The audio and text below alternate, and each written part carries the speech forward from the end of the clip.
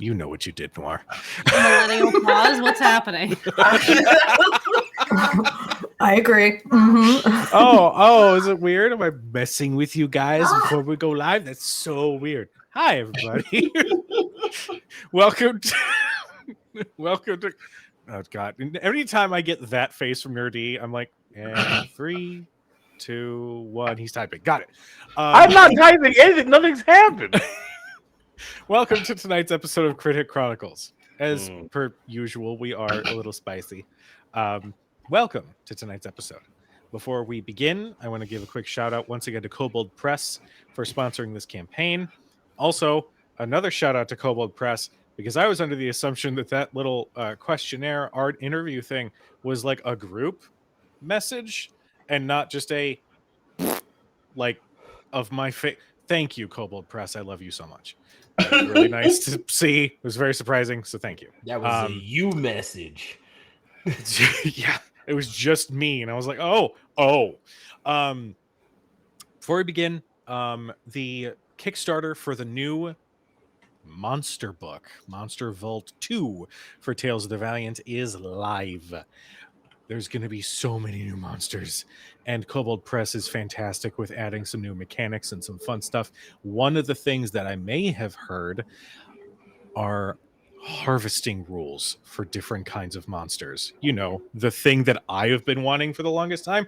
So go kickstart it. The link is going to be coming through my chat. Go and support them. Also, we're sponsored by Modern Artifice. If you like beautiful, fantastic dice that make wonderful sounds like so, go and support them. Look at these beautiful hollow metal dice. They are wonderful. They're my favorite set. You should go and support them. If you use code CritHitCron at checkout, you get 10% off of your order. So yeah, love you, Modern Artifice. And before we jump into tonight's, wonderful happy time episode, let's reintroduce our wonderful cast. Can I go first? We'll start with Erin. Because my kid's complaining about the toast, so I gotta make more. Okay, cool. Hi, I'm Erin. I'm shit at making dinner, and I am playing Maeris Havenhand, the party mom that's actually good at something, unlike real life. Nice. And we don't subscribe to that. We don't subscribe to that here. We do not subscribe to that. You turn that shit right the fuck around. We make space for all of the amazing things that Erin is good at. Put that evil on me, Ricky Bobby. I'm gonna remake the toast. It's gonna be fine, and then I'll be back to favorite mom. Anyways, that's me. Air my laundry. Fucking let's go. Noir. Toast, Erin. Go make the toast. Hello. Hi, I'm Noir. I'm playing Cybal Kingsman. I sabotaged the toast, and now I feel bad about it. Like, it's really my fault. I didn't think that it would affect. I didn't think it affect their confidence like that. I thought it would be a funny game. So I'm gonna wallow in my. I'm gonna feel bad about what I did, while I send it on over to Ian. Oh, what's up? It's Ian. Hi. How's it going, everybody? I'm Ian, or your boy Big on all social media. I'm playing Merosha, the half orc pirate. That's what I'm going to say from now on. I can make toast. I could make a lot of things, and I don't feel bad at my culinary prowess. So, fuck that. Wow. Mm-hmm. Showing off. Popcorn it, my love. LB. Hi, I'm LB, and I'm gonna make the toast tonight. I'm gonna be playing Gavel. He is a monk, and I'm so happy to be here. I'm so happy for all you. And I just want to say, party on, Garth. Party on, Wayne. Cheers. Party on, Wayne. Cheers. Congrats. We're so happy for your 50th year anniversary. I was supposed to be like, congrats to Amy and Robert on your engagement. Yeah, dude, fuck that guy you were dating before. He was an asshole. Yeah. He was a fucking yeah. Bertie, take it away. That motherfucker owe me money. I want my money. Give my money. Hello, everyone. My name is Nur-D. I sabotaged the wheat before Noir even got to it. So it was a double seven. We've all been plotting Erin's downfall for quite some time, and it was just pure. It was bliss seeing it all come to fruition. I'm so happy. This is This was a me 5-year taking plan. down the American family one wheat at a time. That you shouldn't have ever let me in. That's the whole point. Anyway, today, speaking of destroying the American family, I'll be playing King, who will attempt to continue that practice as we go on and on throughout the game. And make sure you get really comfortable with seeing King every week as I go over to LB. Wait, no, you're with LB. Am I done? I'm going to be doing the toast tonight. And Yeah, but this time it's later in the evening and you've Yeah. had more to drink. Yeah. So you're like, okay, listen. You guys, one time Sharon and I made out in college. It was so funny, but it kind of cool too. You know what? I'm making a decision as of this moment. You guys are hilarious, and I'm going to toss Modern Artifice sponsorship messages to you guys to have to deliver for next week. And Hell yeah. you guys are going to have to figure it out because you Oh, guys. I don't kind of want to. I kind of want to do one right now. I like do it. Do it. Tell me what I have to do. It's for our dice, right? It's for the dice. Got it. What do we have to do? What's going on? Nothing right Ian's now. got it, Ian's Next got it. week. Oh, Okay. Ian's got it. All right, I got No. it. I trust Next Ian. week I got it. Okay, Let's play all right. the game. All right, cool. Hi, everyone. Thank you for joining us for this very serious campaign. Okay. Our adventurers, having landed upon the shores of the Veiled Isle, had made a few quick observations in the mist that seemed to cover the entire land.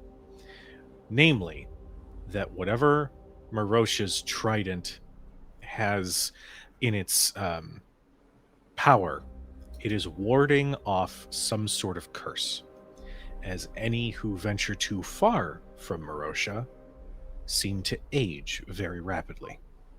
Initially, it was Benji, Merosha's monkey, who had come back with a few flecks of gray in his fur, and then it was Cybal, who had come back with a beard and looked a little bit more aged, refined even. The adventurers made their way inland, following this pulse, this magical pulse that was emanating from Merosha's trident, and found an old, long abandoned city surrounding a large castle. As they ventured into this, they had dealt with some denizens of this island, vaguely humanoid creatures who somehow were able to live and function, even if their features had become more monstrous over time. They made their way inside this castle and found an old library. After Cybal had disabled some of the traps, the party stopped for a moment to rest. And in the ensuing discussion, Cybal found a book. An old journal belonging to an old king of Lothorn. A journal that spoke of a plot to trick everyone, to sacrifice his family so that he may achieve divinity. As Merosha had discovered that Cybal was seemingly trying to hide this book, they had a tense conversation, and a name was spoken from the book. And all of the divine energy that Merosha could sense with his spirit sight that seemed to funnel into this journal evaporated instantly. I believe Merosha's last words were, "You brat," before Merosha went to choke Cybal. So, I leave it to the party. Merosha and Cybal, what happens next?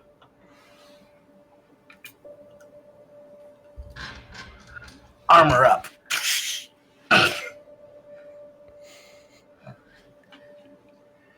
I'm going to kill you now, Cybal.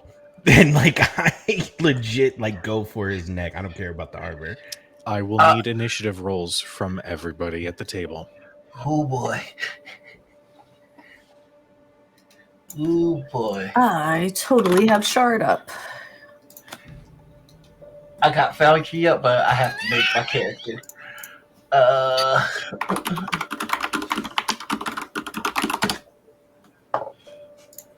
Okay. Dirty 20. Fun story. I used Microsoft Paint to make my character sheet because I refused to make it again. So I'm just drawing. I will not change it. All right, continue. Gavel has 20. Cybal has 21. 17. And where is Maeris? I'm thinking Maeris is close to Averin, who, strangely, as Merosha and Cybal are having a conversation, Averin is staying close to you. You can see his features are a little sunken, and he looks rough.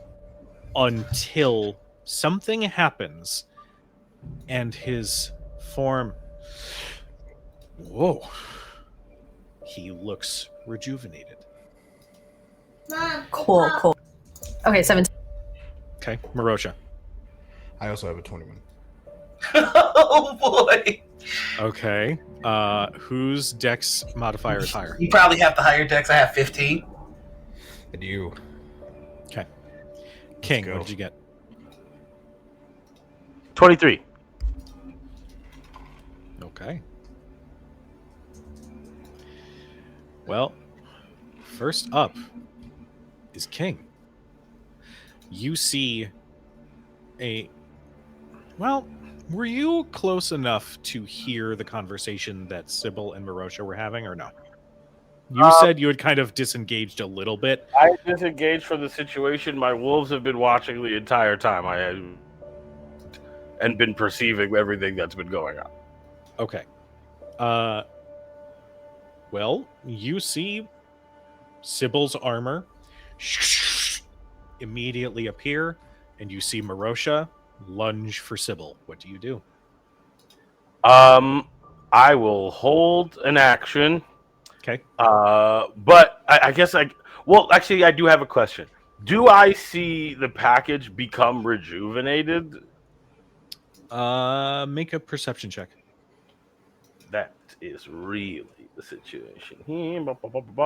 Perception +6 will be chicka-chicka. Haha, natural 20. Hell yeah! We out here tonight, people. 26. I'm seeing all the shit right now. What does he smell like? Give me all the senses, except for touch, because I'm not touching it. I'm not touching you. I'm not touching you. But I want all the senses. Be descriptive. Give me a second. I will give you 2. Because I'm magnanimous like that. Okay. You can see that Averin is rejuvenated. And you can see that there was this lingering weight in the air around you since you all had arrived on this island. Now, that mist that was on the outside is still present. It's not as thick in here, but it is still present. But something about it in these last few moments lifts. And it's still, that mist still lingers, but it doesn't feel as, it doesn't feel quite as foreboding. Something changed. Huh. And I'm also assuming that because that thing changed, I feel a little less weird too, because the closer he is to death, the more. And so now King has put 2 and 2 together. And I hold my action to attack anybody who attacks the package. Other than that, they're feel free to do whatever they need to do. Okay. Merosha. It is your turn. Okay. Cool. Yeah, he doesn't take a moment to think. So he goes for like Sybil's neck, head area. Actually, you know what? Yeah. He's gonna grab the sides of the helmet. And he's gonna start to squeeze as the runes on his gloves begin to crackle. Okay. I will need you to make so this is just you're grappling. You're going for a grapple at this point? No, I'm not looking to grapple. I'm looking to get a tight grab on that head of his, and I'm going to shock the shit out of this entirely metal suit. Okay. Shit. Are you using Yep. How many charges are you using? All of them. Okay. I believe it is still a dex save. Mm-hmm. Cybal, I need you to make a dexterity saving throw. Okay, I'm in danger. I get the add +2. All right, that's 18. I believe an 18 does succeed. Mm-hmm. So go ahead and roll your damage, Merosha. Cybal, you're going to take half of this, I believe. And then I'm going to half it again with my absorption ability from the armor. Okay. Okay. So you take 5 points of damage then. Okie dokie. Okay. Yeah, you discharge some of the latent electricity in your gloves into the suit. And while some of it does impact, some of it you can feel get absorbed into the metal. Okay. Cool. Do you say anything? Action surge. Okay. I begin this one. You can tell me how to do it. I begin to attempt to rip the helmet off of his head. That I'm going to say is going to be like an opposed grapple check. So, Okay. Merosha, make me an athletics check. Cybal, you can make me an athletics or an acrobatics check to try to resist. Ew, I'm not good at eat. Oh, no, I'm okay at acrobatics. 14. 19. Cybal, you feel your helmet be ripped from your head. Okay.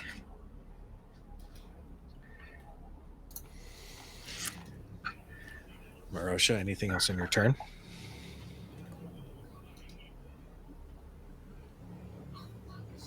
Yes.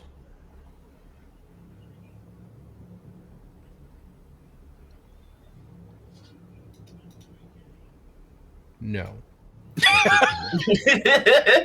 I ask a question about that? Is it ripped from your head, Simple, like an electric burn, is it peeling shit from your head also? Oh, no, it would literally, like, the metal would break away and become, like, the parts that were attached to the rest of it. It's like nanotech, so it's just, like, pieces of metal fall to the ground as he rips the helmet off. Okay, cool. Just check in for my own imagination. Okay. After Merosha, it is Cybal's turn. Cybal is kind of in shock, and he goes, "You swore we wouldn't do this again. You swore we wouldn't do this again." Cybal. It is kind of weird because we're both kind of like doing this, so it's like Cybal. Yeah. He just pushes away. That was before you took something from me, Cybal. I didn't take anything from you. You took something very important from me. Then talk to me. I was trying to help. I'm done talking to you, Cybal. It seems every time I talk, you spin circles with your words. You try to paint this magnanimous picture when you don't realize your actions have consequences. And unfortunately, the emotional damage I'm taking from this, I'm going to put onto you physically. Now put your hands up. I'm not doing this. You want to kill me, kill me. I tried to help you. He who lies is your enemy. Is he not? Has he not been spending the entire time that I know you to torture you? You swore we wouldn't do this again. And you took something from me. Cybal. My father was taken, and I could do nothing about it. My livelihood was taken when he was gone. And then I found something. I found someone. And then that was taken from me. I'm through with people taking from me. It is time that I begin to recoup what I lost. And this, my friend, was the one thing that I had to get all of that back. And you know what you did? In a simple word, in your small breath, Cybal, you took all of that from me again. I begged you to tell me what the hell was going on. All I knew was that he was your enemy, and I found the means to put him down and at the same time acquire a power in doing what I already have to do. I didn't mean to take anything from you, But you did. That's the problem, Cybal. You never mean to do these things. You never mean to go against your family. You never mean to go against your friends for your family. You didn't mean to take anything from me, but you did because you thought of yourself. I'm taking what's owed. Your breath took everything from me in an instant. I take your lungs.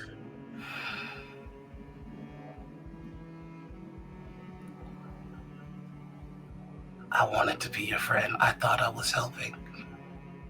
You tried. And you failed. Again. Merosha lets go of Cybal.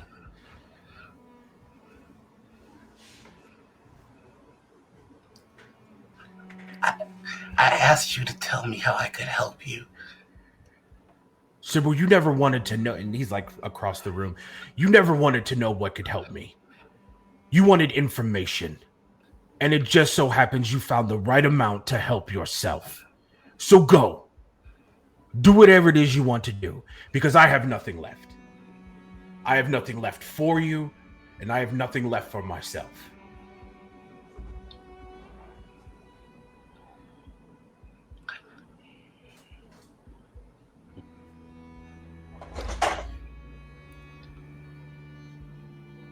I can't leave.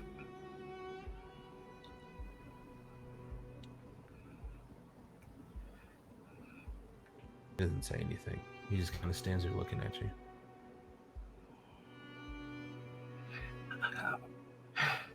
I can't leave without you. Oh, that's right. Because you'll grow old and you'll die. Figure it out, Cybal. You always seem to.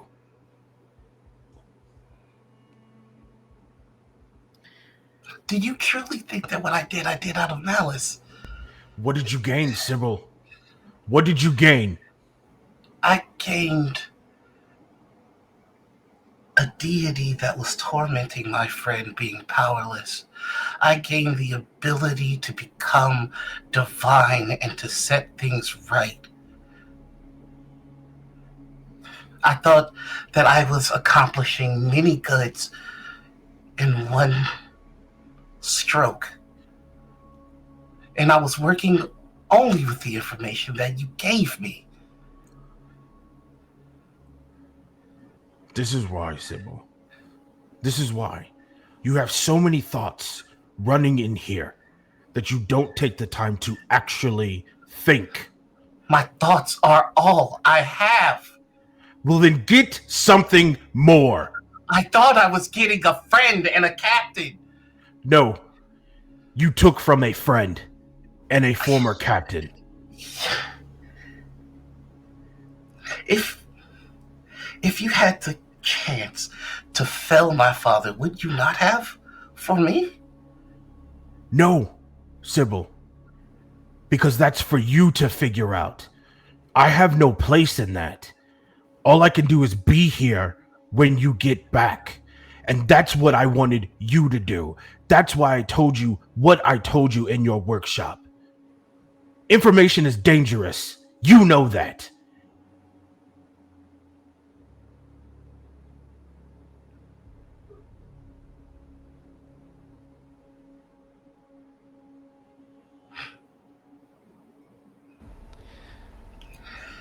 I ask simply for safe travel back, and I will leave you be.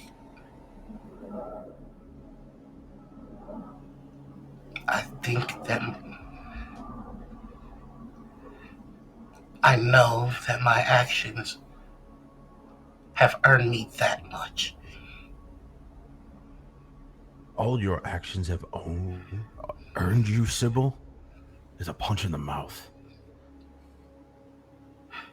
I will take your request under advisement as captain of the Pirano, and I will speak no more of it until I make my decision. Is that understood? I'm not the one that breaks the word here. That's you. You didn't have to. All you had to do was speak it. It was enough.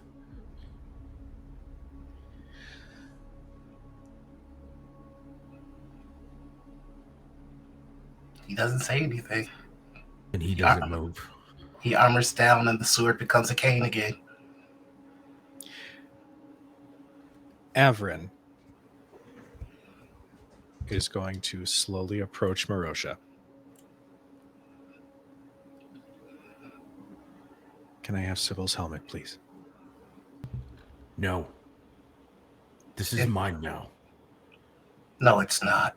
And he's going to snap his fingers and it will. He approaches you again. He's not. He's going to armor steps He's going to armor up again. I'm so sorry. I'm sorry. Before anything else, what happened? Would you please explain to the rest of us what just happened, besides the fight? At this point, I think we can drop initiative. Yeah. Sure. Since this is the honesty hour, fine. He's looking at you. This is far from over, Cybal. I hope you understand that. Oh, I'm very aware.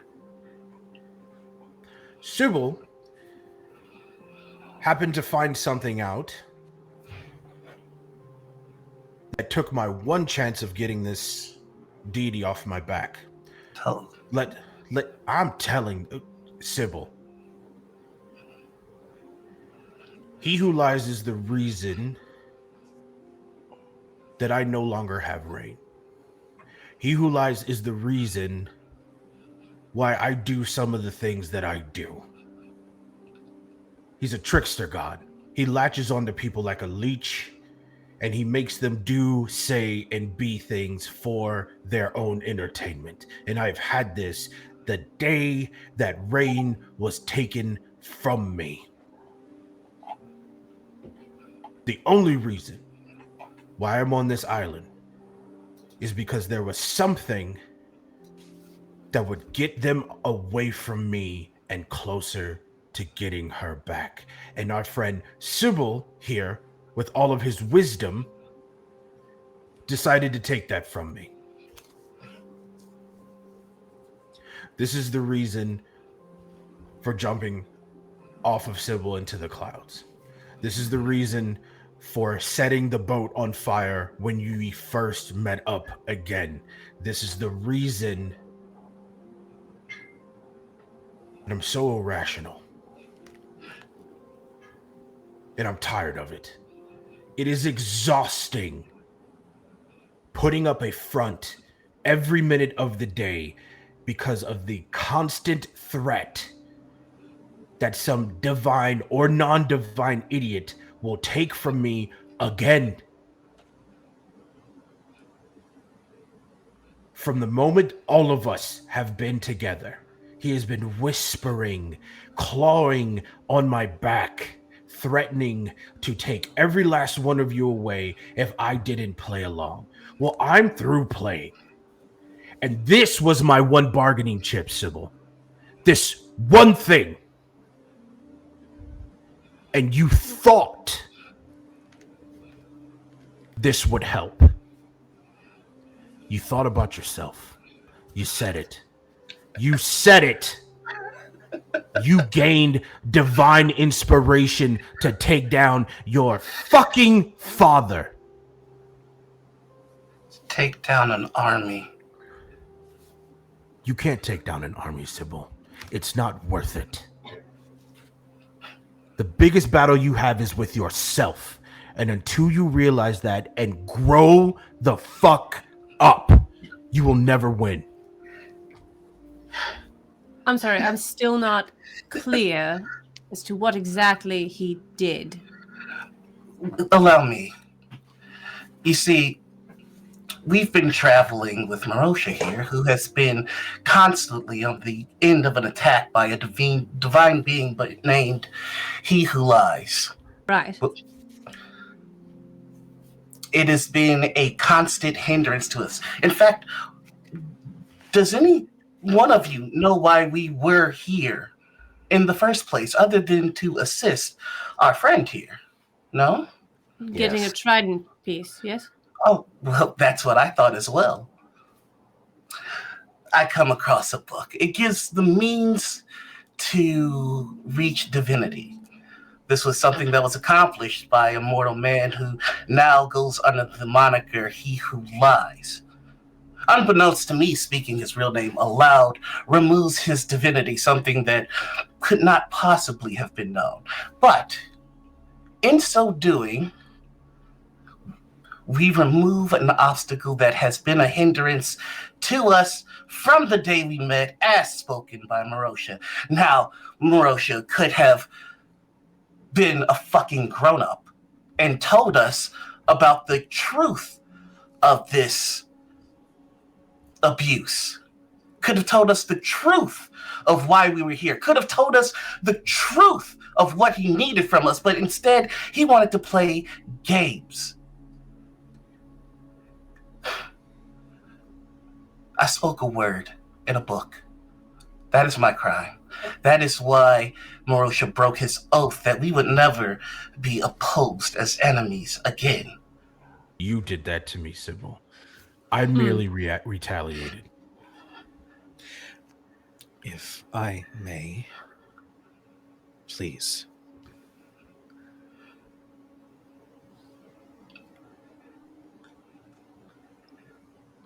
I had no intent to do harm. I had no idea that it was possible to But do you harm. did! Sybil, that is the problem. But you did. Yes, I made a mistake. You seem to do that often. Yes, as do you, but none of us have tried to kill you for it. No, because Because you what? Because you what? the mistakes I make are for me and me alone. I am the one at harm. Oh, Your mistakes put every single person at harm. Really? When you wanted to turn in Averin, you didn't put everyone in harm? Your father's entire army was coming to get me, Maeris, Gavel, your little friend in the tower. When you decided to enhance our abilities and shoot us into the air without telling us, you harmed me, Maeris. Would you like to know the difference between you and I? I'm prettier. No. When I realized that I made a mistake, I swore never to do it again, and I haven't. Even as you attempt to murder me, I did not raise a hand in defense because I keep my word. Who's lying now, Sybil? Who's the one who's lying now? Technically speaking, Merosha, there was one lie you did speak. And there was one mistake that did put everybody in this group in danger, and it was something that you have yet to acknowledge, and that is the artifact that was left behind by your old friend whom you killed that made you possessed by someone. And instead of explaining why you were possessed or who it was, you hid said artifact and spoke of it never again. Cybal was actually trying to help you in that moment before you laid a very hard shot to his chest. So while you may sit in your anger, and I understand losing people, please understand that, you need to see clearly that nobody here is against you. Nobody here is attempting to sabotage you. A mistake was made. Even my master, an archmage of the Lothorn court, didn't understand the inner workings of the divine. How was Cybal, somebody who is actively and verbally against magic, supposed to know that when you speak the name of a divine, their divinity is removed? I don't know, Averin. He's supposed to be the smartest out of us. And you know what? I don't have to explain shit to any of you. That's This enough. is my problem. That's enough. I'm through. That's enough. And I'm casting Taumaturgy, and my voice is gonna resonate around 3 times louder. The bookshelves vibrate and some of the books fall off of the shelves. Do not say another word until I'm done speaking. All of you. I have nobody left. Not my husband, not my sons, not my daughter, nobody. Do you know how many mistakes they made? Do you know how many wrongs they've committed against each other, against me? Do you know how hard it is to watch them fail over and over again and die because of mistakes that were too big for them? Well, you can't hold yourself accountable for one thing, Merosha. One thing. And you, Cybal, speaking so snarky like you know everything. I've been around much, much more than you have. I love you all like children, and I don't have them left. And you all are fighting. You all are fighting like strangers at a bar. What the fuck is wrong with you? For what? You don't have to leave, Cybal. You don't have to do, if you guys can't get your shit together and work together and hold yourselves accountable and forgive each other before that becomes a permanent fixture to where you cannot return, then I'm walking away from the Trident, and you will lose me. And I don't even care anymore, because at least I know where I'll be going. And it'll be with a family that actually gives a shit, that actually forgives and loves each other unconditionally. I'm really disappointed in you. She's going to walk away. I'm sorry, Maeris. You don't need to apologize to me. You all figure your shit out.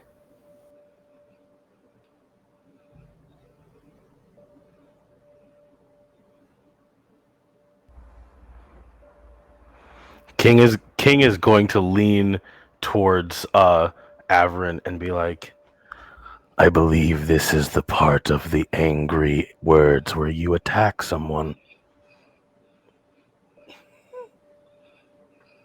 That is your next move, is it not? No.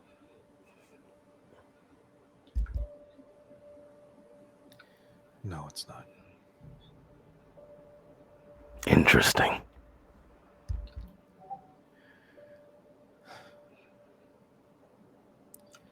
We are all in a dangerous situation. We are all in a place that for all intents and purposes we should never have come to. But we are here. And we have to find a means to work together to figure the rest of this journey out. I am asking everyone here to please come to some sort of peace that we can see the end. And at that end, if you wish to go your separate ways, that's fine.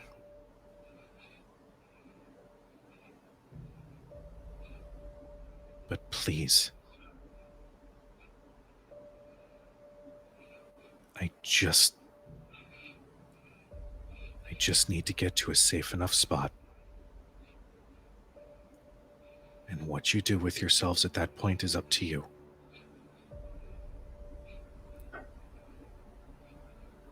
And he's going to step out from between Merosha and Cybal and is going to go and sit next to Maeris.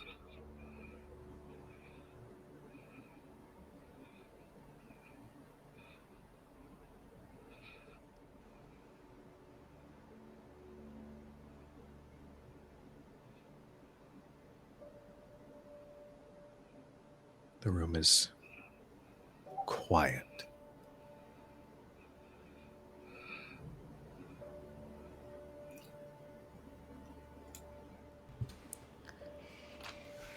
I'm heading through the All right. If nobody wants to talk, I have done nothing wrong. Yes, I just want to make sure I'm not. That's not a joke. I don't know. Gavel, honestly. it's okay. You haven't done anything wrong. You can come and sit over here. No, I want to Gavel's stay perfect. Sure. here, but perhaps a recap. Merosha. I think Merosha kind of gives you a look like, please don't. It's not even angry. It's one of these. It's like, I think please, full on laughing. Like, please Right. don't. But I just want to make it clear, as from what I've seen, also I need to understand. Merosha, having the god of lies attached to him, had to lie because he was, and do chaotic things because this god was attached to you, yes? Yeah. Right. He has something to do with this. You said rain? Yeah. Which is a place? A No. person. A person. Right. So he has a person, or Had. had. Yes. Had. All right. And you were under his control so that you could get them back. Kinda. Okay. So now that we are in the position that we are in, Cybal, yes. reading from the book, spoke did. aloud the name of the human that was and now is and was the god of lies, Correct. which nullified his divinity, yes? Yes. Unbeknownst to him. Correct. So now we're in a situation where Merosha is no longer under the control of the god of lies, which puts Rain in limbo. I don't know. All right. So we're on this island Uh-huh. to not get a piece of the trident, or are we still getting the piece of the trident? Yes. Okay. Yes, we are. All But right. you also forget that I saw her in a vision, and she was coming this way. Right. some part of her. Okay. So, as of right now, Merosha is no longer bound. We still need the piece of the trident. We have this book which shows a person how to to become divine. That's the second part of the plan, yes. To All right. become divine and undo all of these wicked works by he who lies. That feels like a long-term goal, and I'm just going to put that on pause for now. But right now, what we need is the piece of the trident and to get off this godforsaken island and perhaps wait for rain. Yes?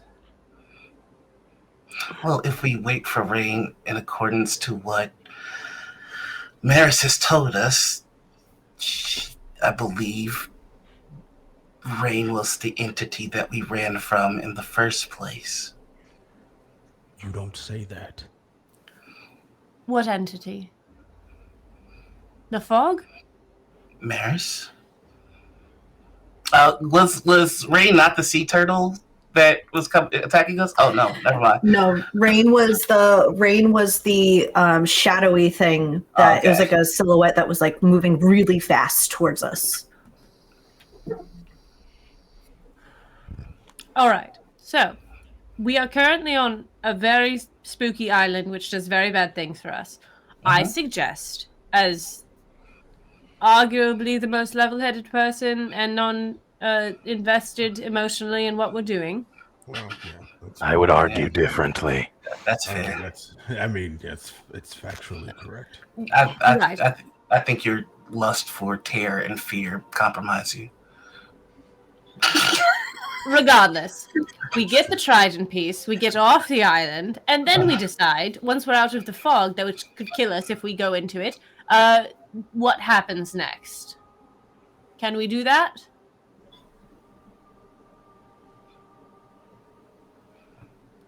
We don't fucking look at me like that. Merosha.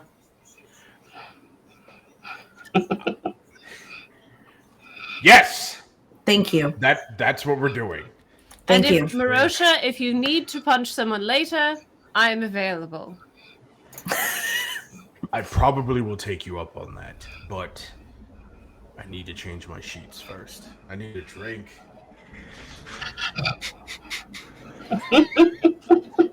Also, he then walks over to Maeris and just like looks at her. Is she still crying?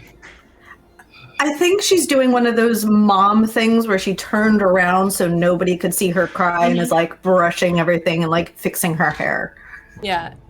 Gavel just goes, I understand that there's a big emotional thing that just happened. I just want to clarify. I am not a child. I see you as an equal. Is that Fair. understood? All right. So, he claps his hands. Trident? Yes, we will get the trident, we'll get on the boat, and then we'll sing songs later. I would rather not. But if you'd like to, absolutely. Excellent. Let's go.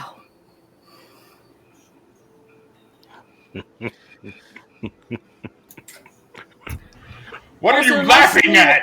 Am I still watching King?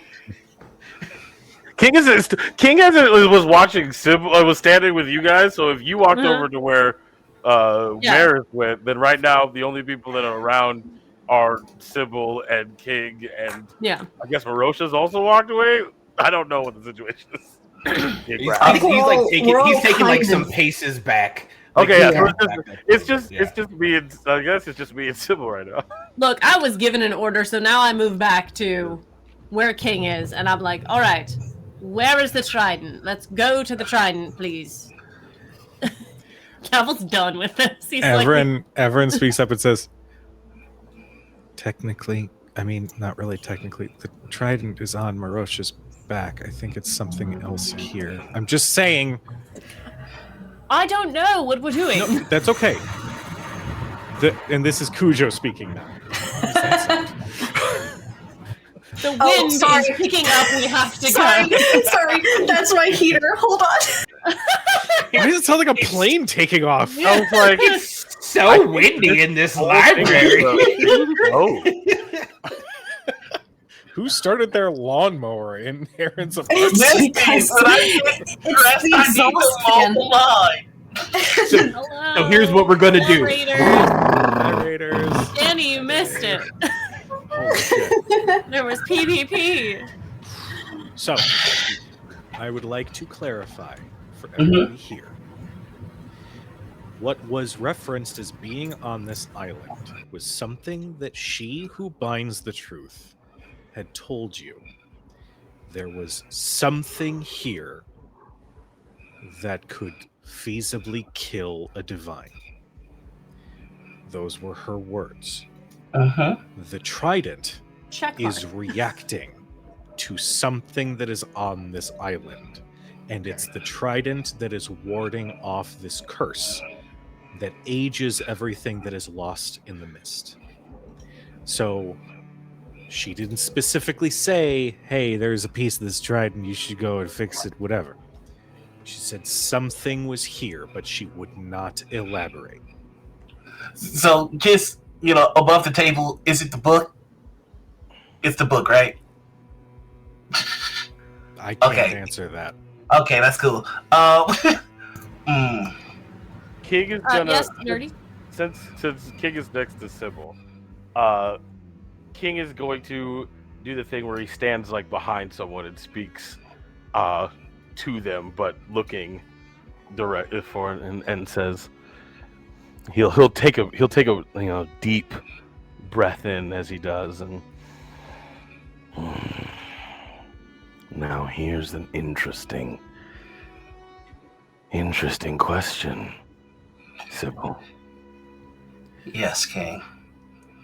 Do you think you are more afraid that you would lose that fight? Or are you more afraid that you'd win?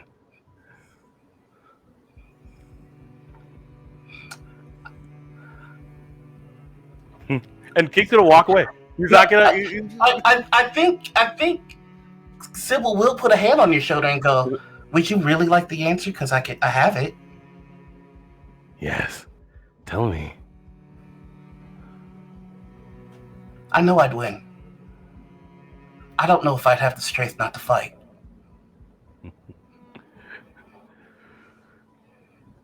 Interesting.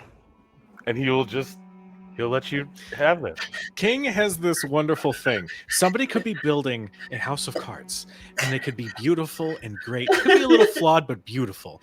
And then King's like, "Oh, what's this?" and takes one of the cards, and it just knocks a couple down, but it's enough to set you off a little, and you're like, "Motherfucker!"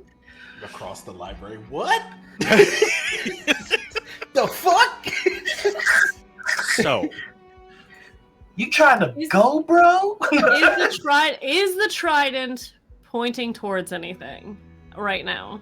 the trident itself is not pointing towards anything. It is right now just slung on No. Merosha's back. I mean, like, magically. Like, is it stronger in a certain area? I understand that it's Magically. not physically pointing at something right now. Yeah, Which way Magically. is this compass pointing? it is. This is how magic points, by the way, for those of you at home. Yeah.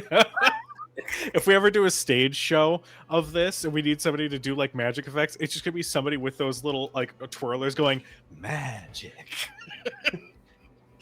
The Magic trident vision. is giving a signal. You're sensing that presence through the other door out of the library that you have not gone through yet to go deeper into the castle. At the same time, Averin, as everybody starts to gather, approaches Cybal and says, "Can I see the book?"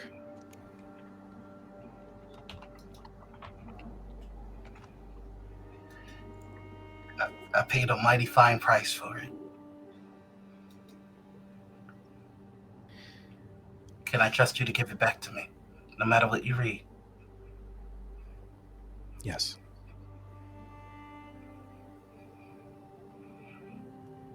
I'm gonna spend 2 of my augmentations. One to change what this book looks like, and 2 to put returning on it. And it is going to look like that dingy spell book. Here you go.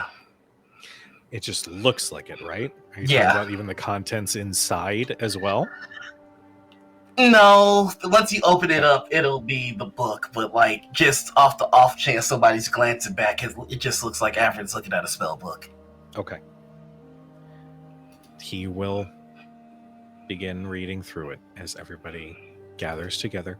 I assume, and I don't want to put words in people's mouths, I assume everybody is going to start moving towards that door on the opposite side of the library. Is that correct? Uh-huh. Okay. You push open the door, and there is a heavy, deep creak of the wood as it opens into a long hallway that is covered in dust and debris. Some of the stonework has fallen down. You can see what once were adornments in this hallway, beautiful flower pots or tapestries or art pieces have long since eroded away. You are now stepping... What is this song? Hold on. I must fix this. Give me 2 seconds. That is not... Window. No. Do this. It's going to throw my vibe off. I can't do it. Oh no, my vibes. I'm sorry, sir. You thrown off the Emperor's vibes. The immersion. You...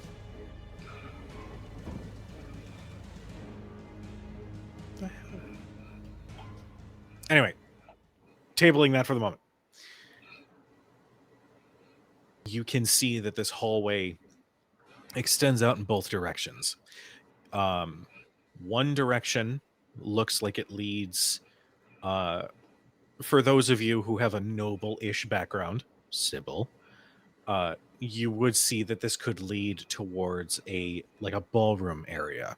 You know, it opens up into a very large chamber with shattered windows. You can see a little bit around that corner, and you can see some of the broken glass and whatnot, and some of the light that seems to be seeping in to illuminate some of that fog.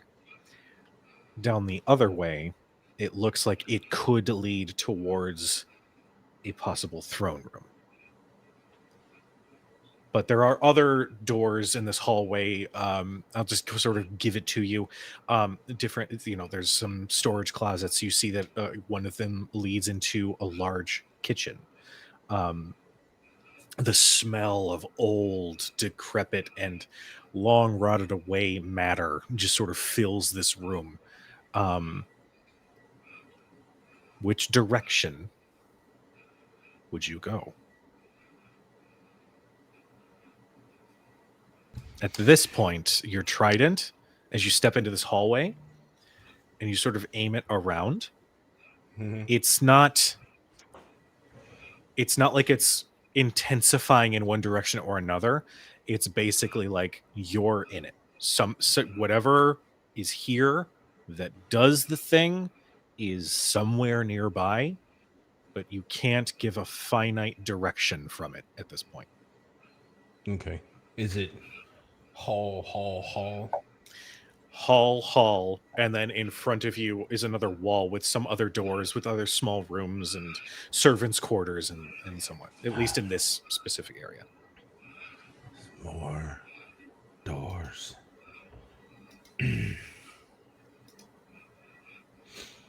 Okay.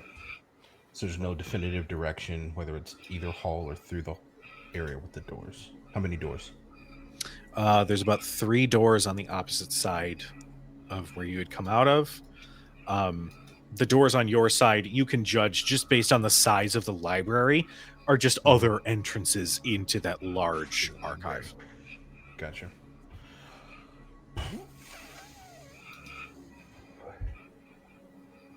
Fuck it. And he goes to the right. Okay.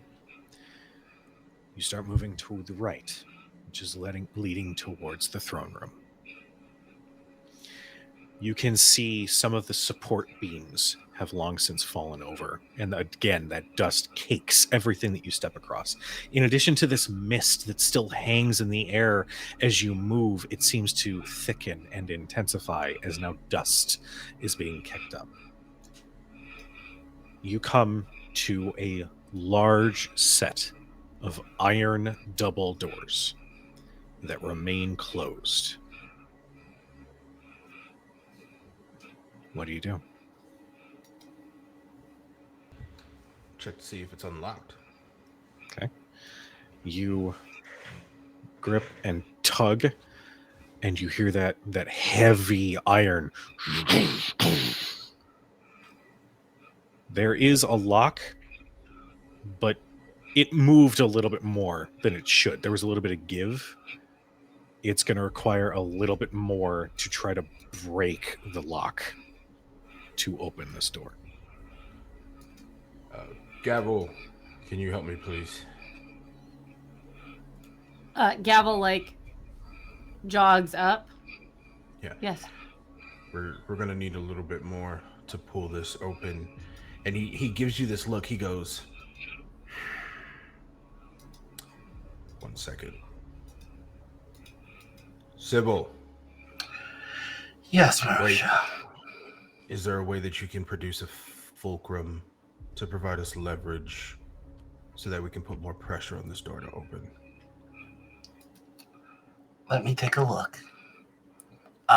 I would like to look at this door just to see if there's any magic that we have happening here, first off. Okay. And Would then I I'd be- like...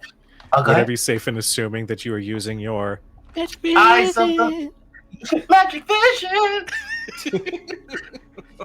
Don't you take that away from us, Merosha. You see the fucking... Fine. Magic vision. No.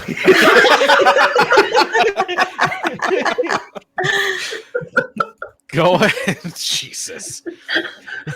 Go ahead and make me well, it's basically detect magic. You want me to use the investigation check just to kind of check out this? Because I'm looking for magic traps and to see if I can pick the lock. Go ahead and give me an investigation check then. I get to roll it with advantage. Yeah. That's gonna be a 31 total. Fuck. My character is now made in Foundry, and it's Mhm. I'm more badass than I thought I was. I know all the Isn't that languages. I know all the languages. But 31 is total. Okay. Looking at you, Ian. With your investigation check, you can see that this lock,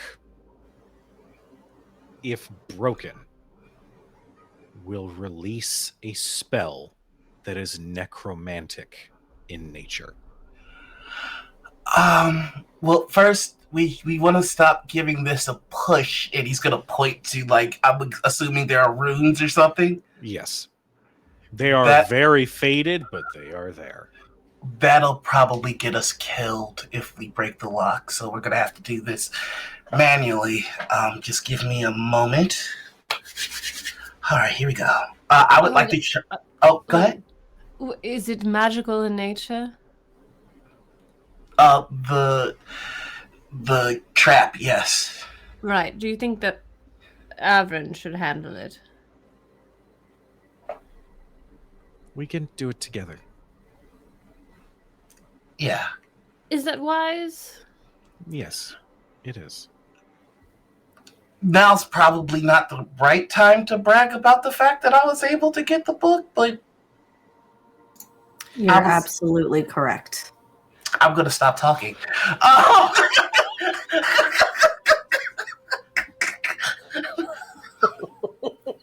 Merosha.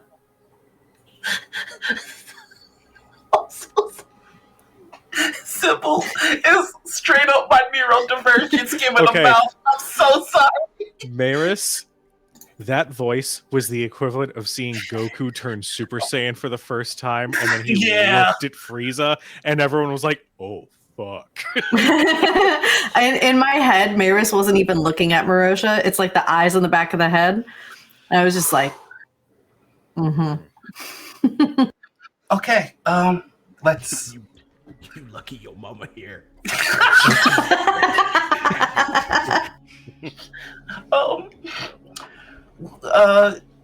I'm gonna attempt to pick. You deal with the trap. Sound good? Yeah, that'll work. Okay. It's a little high up though, so I have an idea. I could give you the boots. Actually, because I, believe it or not, have been learning since you first met me. He mutters an incantation and moves his hands, and beneath him is a. Go ahead, King.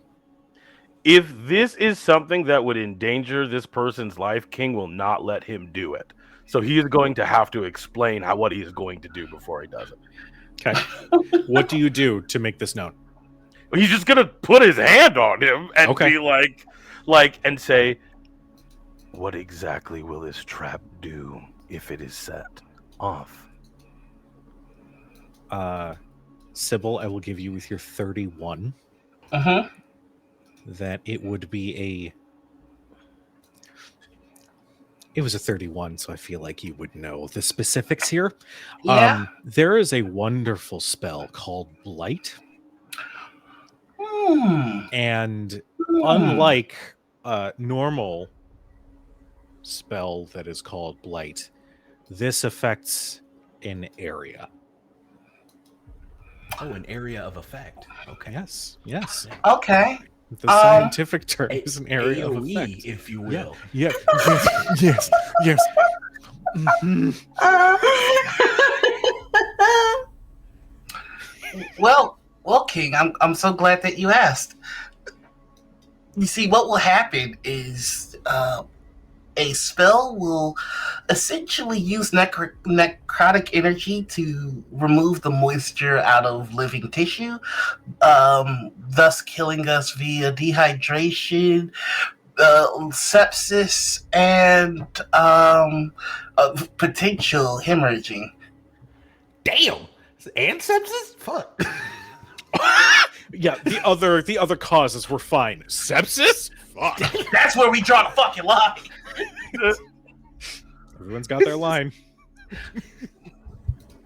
And exactly how would you stop this from happening, Rabbit? Well, Bunny, here's the plan that I had. I was going to... You see, lots work on a basic idea of tumblers needing to be set in the appropriate spot. And I have this liquid metal here. So what I'm going to do is I'm going to listen to the door, and once my liquid metal invades, I'm going to listen, and once the tumbler makes a click, I'm going to have it progress to the next one, and so on. It's the basic fundamentals of lockpicking. But if we're able to do this successfully, we will open the door without breaking the lock, and thus no trap activation. And should I fail, I'm hoping that Averin here will be able to suppress the magic. I feel confident that I can, given my recent knowledge of arcane arts. Turns out this divine book does more than just have some fun pictures. Okay, Gavel had his hand up first. Can you not just nullify the spell that is on the door? I can do so as it triggers, but I cannot do so beforehand. So should Cybal fail, I can nullify it as it is cast. And what's the area of effect? Cybal, it is just the entire area. Yeah, everyone here will die. Well, not die, but experience horrible discomfort with the potential of death. And sepsis. Fucking hell. I'm gonna go back to the library. Yeah, I'm gonna back it on up. Yes. If we will do that. Okay. If you back up enough, then We're in the fog. We will take the trident with your captain friend over here, and Cybal will work fast, won't he? He's not doing this alone. He's Both not. of you will need to work fast, like Bunny said. Honestly, there is a moment when Merosha says that, like, it's the hottest second. You would have to roll to catch it. But Cybal looks at Merosha, and there's the look of, oh, we're so fucking back. The funny thing about it was, like, that was him giving it to you without being like, Bunny was really funny. Like, he was giving it to you. Bunny. But Averin says, I'm not letting Cybal do this alone, King. So We got this. Okay, I'll stand here and hope that your combined intelligences don't give me sepsis. Like, so let's do that. Gavel's gonna move back as far as he can. If Staying he within has the to thing, be I guess. physically in that route, in the space to do the thing, or has to wait till after it's thing, King will move him to the back of the room, and you can do whatever you need to do should it be triggered. What if I just hold it like this? wait, hold on. Sorry, King, repeat that one more time. Yeah. If Cybal's doing the lock thing, and and his thing happens, if Cybal fails, then you can run up and do the thing you need to do when it happens. That's King. King's like, all right, and he's gonna just move him over there. And then wait. Averin is going to slap your hand away and go, no. That's gonna have to be an opposed check. Okay. Can Cybal just be working on the lock while they're doing this? Yeah, that feels Tyler, smart. to you. All right, yeah, I want to have him roll for sleight of hand. Yes. Make a sleight of hand check. 22. Okay. I love Forge, bro. This is so much easier. King, Am I taking part in a fight I don't know about or something? No. There's no fight. We're not fighting. There's no We're not fight. fighting. Right? We're not fighting. This feels awkwardly like my childhood. Everything is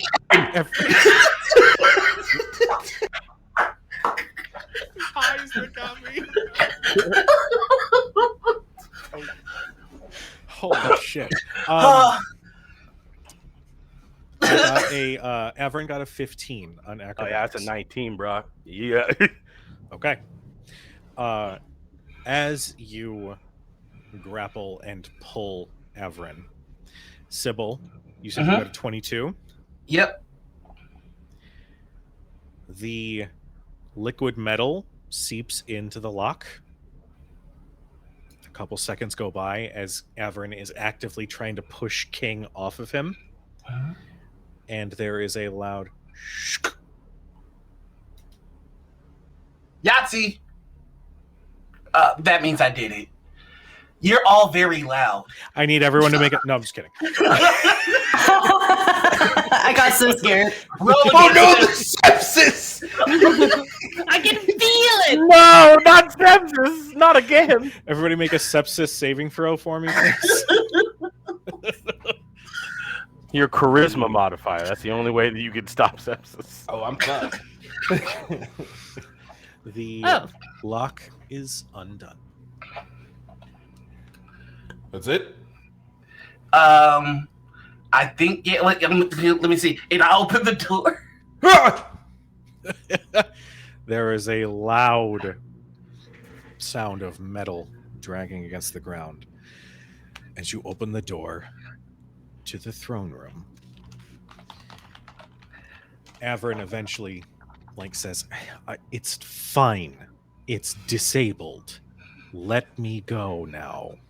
Please. I'm just gonna talk to her. Don't understand why we can't sit in that section. There's no tables. Like, it's whatever.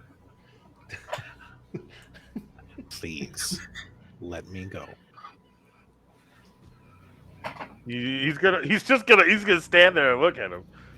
And he's gonna wait until everybody, the guy goes in, gets not electrocuted or whatever. I think Sybil's gonna see this and go, oh, and just start walking into the Jesus. Sybil, Mm-hmm. you step into the throne room. Yep. And see what must have once been a gorgeous throne room with a deep blue sort of ceramic with golden lining along the floor. You see it lead, while there are the remains of what looked like chairs to the side, as two small staircases curl up and around to see two thrones that are both broken and in ruin. In front of that platform where those thrones are, there looks to be a statue of some kind. A vaguely humanoid figure, knelt down, shield up, head lowered. There is a thick layer of dust upon this thing. I still have on my magic vision. Is anything glowing? Nothing is glowing at the moment. Well, actually, let me rephrase that. There is something glowing. You can see with your magic vision the faintest glow of a golden light emanate from the ground of that platform in between those thrones. I am making a beeline, and the whole time I'm walking there, just under his breath, is just, thank you for opening the door, Sybil. Oh, no problem. Thank you for getting the book, Sybil. Oh, no problem. Thank you for fixing my boat, Sybil. Oh, no problem. Sybil, as you start beelining in, the head of that statue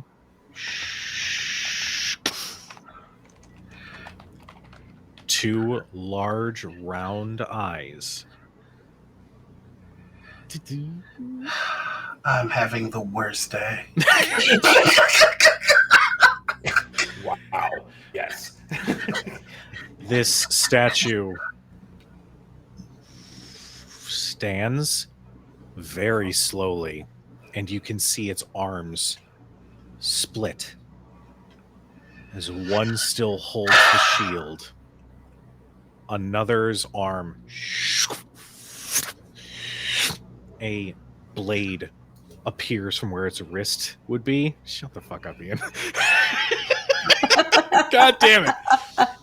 And out of another, a blade extends out on a chain that slowly coils along the ground. This thing is 15 feet tall. Smash. And as it looks down on you, those eyes, those white, robotic-looking eyes that were once glowing white, turn red. Oh, okay. I would like, if I could, I'm using my Eyes of the Maker. When you touch a magic item or some other magic-imbued object, you learn its properties, how to use it, whether it requires attunement to use, how many charges it has, and I learned any spells that are affecting it. Is this magic or is this mechanics? This is mechanics. Oh. I think you all see, like, Sybil just walking. This thing gets up, he goes, I'm having the worst day ever. And then his head kind of cocks to the side like a puppy that's confused by something. And then you just hear Manic laughing. Like, oh! I will need everyone to roll initiative. Now, Everyone? I know. This feels like a yes, one-on-one everyone, if only because you guys are still outside of the room. But your turn will come up in the initiative order, and it will come to your decision on what you do to act. I will say, as this initiative is being rolled, as the thing does the thing, King is gonna just look at Averin like that. Like, I told you so. Don't just go walking into rooms. One does not just walk in the Mordor. I do. We have our battle map here. As you can see, we have this wonderful, gigantic thing up here towards the top of the map. You can use your mouse wheel to zoom in and out. You can use click and hold with the right mouse button to move the map around if you need. But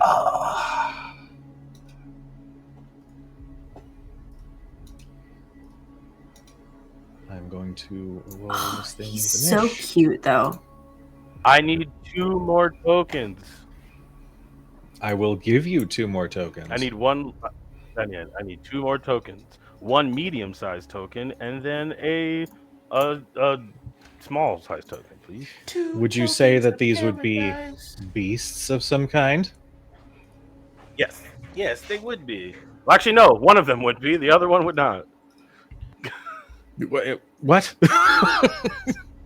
One of them's a fae, and the other one's beast. Both of... I mean, for classification, one of them's a fae and one of them's a beast. So no. Okay. Wolf. Actually, And just for differentiation purposes, we're going to do... There. Your tiger is the bigger wolf. Yeah, I like that. I Gonna... can't move him. I'm working everyone's on cursor it. is floating around like little fly. I'll tell you what. While we get the battle map and everything set up, we are pretty much at the halfway point anyway. Let's go ahead and take our 10-minute break. Take a break. To everybody who's tuning in tonight, thank you so much. This is one of the most consistent, high-viewed streams. So welcome, everyone, to Hell Chronicles. yeah. Thank you so much for tuning in. So, Erin. Everybody take 10 minutes to take a bio break, get some water, get some food if you need it, take your medicine if you haven't, do some stretches if you need to, and we'll see you back here in 10 minutes. Bye.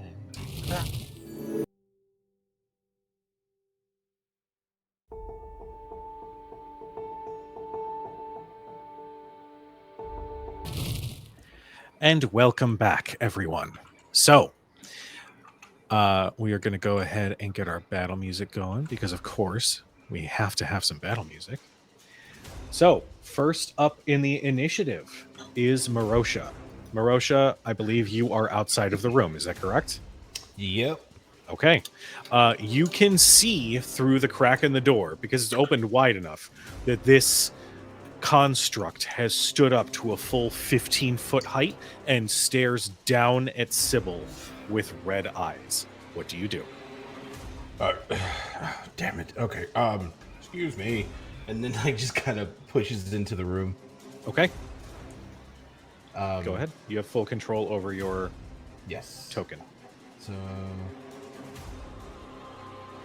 we get right here by Cybal, and I'm just gonna go. Is this going to be a problem?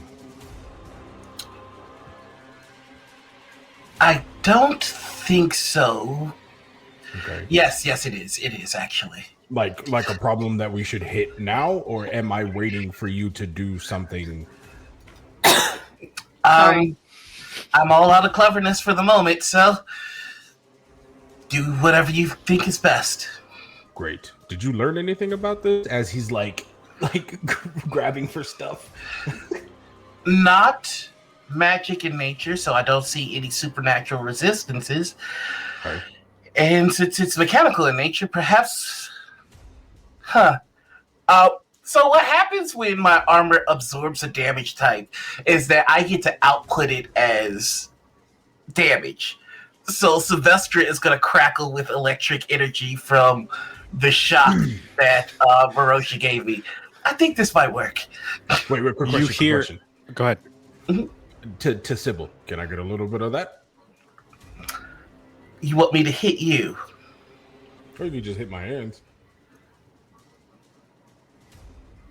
I'm going to offer him the blade.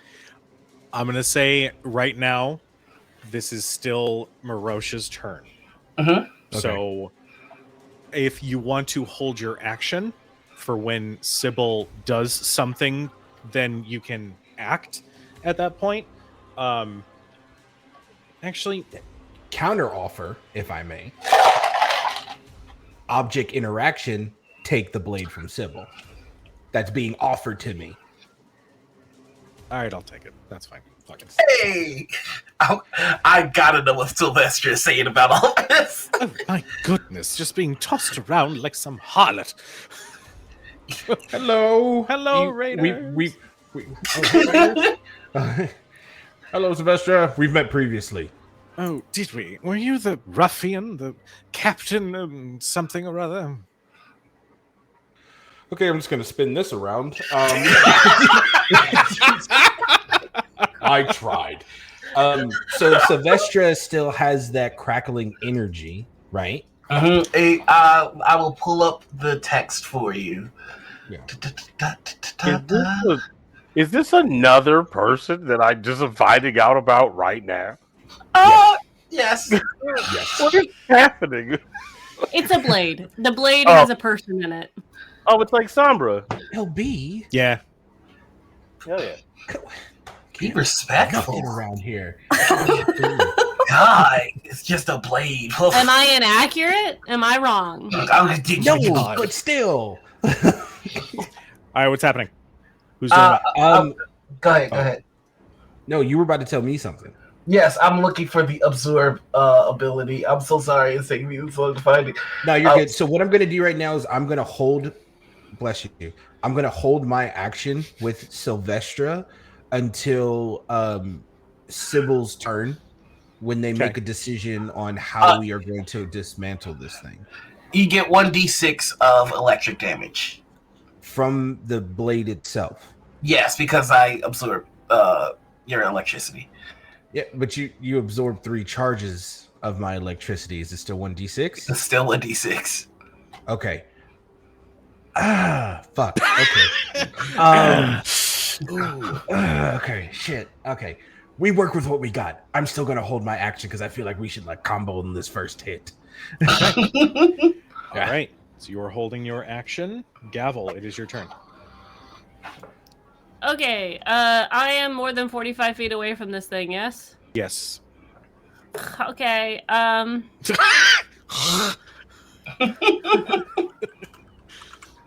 Yeah, because you're still outside the door. yeah. Okay, I will move. I'm not the tank, but I will move in 45 feet to get on the side of it. Like, so if it comes straight up, I will be to its right. So you're like right here-ish? That's about countering. Yeah. No, actually we'll do Yeah. like that. Cool. I still want to, like, if it comes by, hit it. Okay. So you're gonna hold action to Yeah, hit it if it passes? Okay. correct. Okay. Cybal, we come to you. Okie dokie. Let's take a look at this thing. I would like to use my scrutinize ability if I might. Okay. about When you examine at least spend 1 minute or longer examining a creature, I think he was like kind of maybe he had a minute with this thing. I did Sure. magic. I did do the magic. Okay. I'll give it to you. You can let's see. You can find hidden you can find hidden details. You can ask the GM one question about it and they must answer truthfully. Okay. Damn, this is How do I not kill hard. it? Does it have any vulnerabilities? No. Fuck. Okay. Well, shit. I am going to fly up to it, and then I would like to punch it in its face. Okay. How high do you fly up? Oh, this thing is only 15 feet, so I'm going to fly 15 feet up. Okay. And then I'm going to punch it in its face. So like square in its face? In its face. Okay. Make me an attack roll. Okie dokie. And then I let off my action on this too, but I'll wait Okay. till this has been settled. Okay. Ba, ba, ba, ba, ba, ba, ba. Yes, thank you, Erin, for reminding me. If we get to our tip goal, which is directly underneath my thing, everybody in this party will gain a feat, or in this game, it would be considered a talent. Also, in addition, tomorrow night, that party will gain a feat. And one follower will get a set of modern artifice dice. These beautiful deep blue dragon dice with a floating eye in the middle. They're beautiful. So thank you, Erin, for reminding me. But if you feel like supporting the channel, that's how you can do so. I want those dice. No, a 19 to hit. A 19, 19 will hit. 8 damage. Okay. And then I would like to use the rest of my movement to go the remaining 15. Quick question about your damn it, Danny. Quick question about your punch. Mm-hmm. Is that real quick? Thank you, LB, for the 25 tip donation. I love you. I appreciate you. We're now $20 away from that goal. Is it magical that you are hitting it with? Oh, that is a good question. The answer is mystical metal.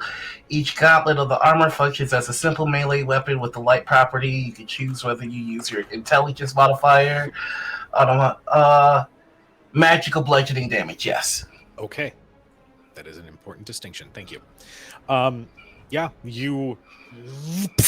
the impact of your gauntlet connects with its head, and you get a closer look at this thing. This is a full construct made of metal, stone, and some other inner sort of arcanotech parts to it that somehow has stood the test of time.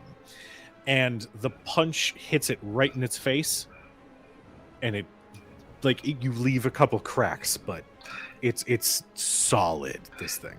Because I'm still getting used to my new level in fighter, I'm going to ask if I can do a thing. Because I haven't spent a bonus action, can I spend my bonus action to say that I perform the wind-up action? As a bonus action, you ready a powerful attack against a nearby target. Select one target within 10 feet of you. If you hit the target with a melee weapon, you deal extra damage equal to your proficiency bonus. Sure, yes. So if that's just another 3 points of damage then. Done. Got it. It cracks a little bit more. I'll take it. Under his breath, after he hits the stick, he goes, okay, gauntlet's working. I'm going to study the fuck out of this thing. And then immediately go higher. How high do you roll? I'm trying to go at least 15 feet up. It's as you go to soar up out of its reach. Actually, real quick, before we do that, Ian, you had held an action. Go ahead and take it because you were wanting to tag team. I'll let this happen before something else happens. Yeah, solid. So when Cybal goes up 15 feet, Merosha's right behind him to use the blade, but you tell me how this works. I don't want to stab the thing. I want to use the charge in the thing, in Sylvestra, to charge my gauntlets and hit in my head it's a golem with that. Okay. I will say, because you're... Okay, we have hit our tip goal. So after this combat, you guys are getting a... I'm waiting. No, it's live. No, we're live. We're live. For the Patreon. After this combat and after this session, you guys are going to gain 1 free talent. So that'll factor in when you make your character sheets in Foundry. By the way, we're all doing that. Also, thank you guys. I will go through my follower list, pick 1 lucky follower, and look out for some messages from me because you're going to get a free set of dice. Thank you guys so much. If you haven't followed, make sure you follow now. Yeah, follow now, quick. Follow Critic Chronicles on Instagram or Blue Sky. Let me know let me know. I will let you know. I can't fucking talk right now. And we will get in contact, and you will get a free set of beautiful Modern Artifice dice. Thank you guys so much for supporting the channel. That really means so much. Okay, shit. I'm gonna say, because all you need is the contact with the electricity to do it. So if you simply hold the blade in your hand, that'll count as absorbing it into your gauntlet. For Noir, that absorb element is going to be considered used by him doing this, but you will get a charge from the blade when you do this. And are you doing that discharge of lightning attack on this thing? You're speaking to me? Yes. Okay. I do have an additional question. Being that I'm using my hand, although I'm grabbing it, is that quote unquote unarmed? Yes. Okay.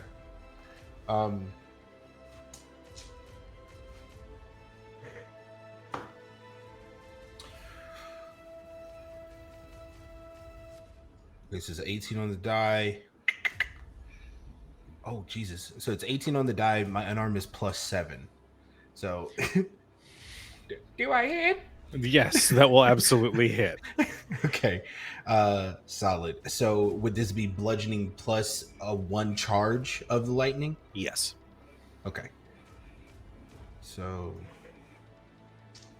okay. Oh wait, I forgot. I'm in my armor right now. So that's 7 points of bludgeoning. 7 bludgeoning, got it.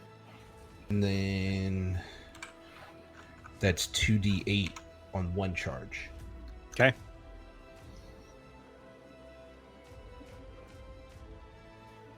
That is an additional 7. So another 7. 14 altogether. Sounds good. Now, this held action, that puts me out of my traditional action economy, correct? Yes. Solid.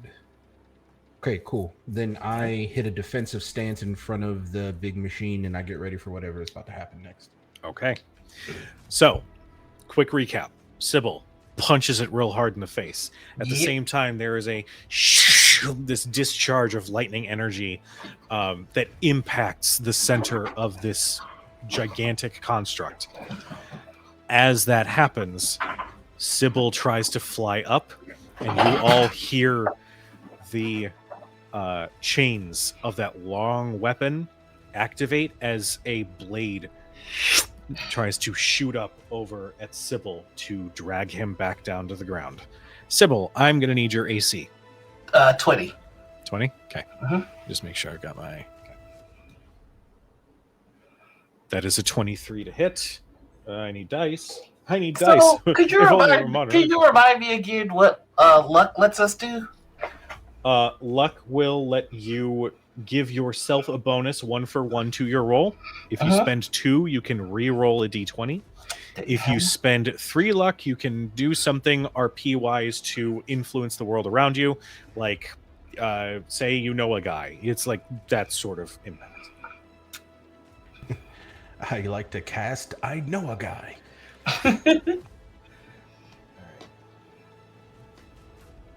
I've been too excellent rolls today. I don't have enough luck. Cybal, you are going to take 16 points of piercing damage. Ooh! As this chain shoots up at Cybal as you try to take off into the air. It's going to hit your armor, and you are going to be dragged down to ground level. Oh no! Take an additional. Oh, I don't have to. You don't have to do that. 8 points of bludgeoning damage as you are slammed back down to the ground, and you are knocked prone. Question. Answer. If Cybal is knocked to the ground, are they within 5 feet of me? No, your token is back here. Oh, I didn't move. Well, shit. I'm sorry. Sorry, buddies. I tried. It's all good. I'm okay. Ow. All right. So, That was its reaction to make that attack of opportunity. That was Cybil's turn. Maeris, we come to you. Okay, I am panic blessing people. From what is the 5, 10, 15, 20, 20? Okay, I'm going to probably have to move. I'm going to panic bless. Where's my fucking shard? Here it is. Shut up. Chat, we love a panic bless. Okay, cool. So I can do, it's up to 3, but if I do higher, I could do more. So I'm going to panic bless everybody. 1, 2, 3, 4, 5. I'm going to do level 3. I'll burn one of those for a 3rd level bless. Okay. 3rd level. So everybody, you're going to get a D4 to attack rolls and I believe saving throws as well. Correct. Okay. It is and done. That is my, that, you know what? That's, she's mother instinct, just like, ah! And then like, just kind of like shoots out from her staff and just like ping, ping, ping, ping, ping. Family's good. Let's go. Okay. That was your action or bonus action to cast that? That was my action. Is it a bonus? Oh, shit. Is it a bonus action though? Bless is not. It's an action. Okay, cool. Do you want to move at all or no? Do I want to? Because right now, it like your token is on the map, but you are about 5 feet outside of the room. Oh, I mean, I want to be kind of in there. I'm gonna go. I'm gonna go over here. I'm gonna go right here and kind of keep an eye on everybody. That's kind of in the middle.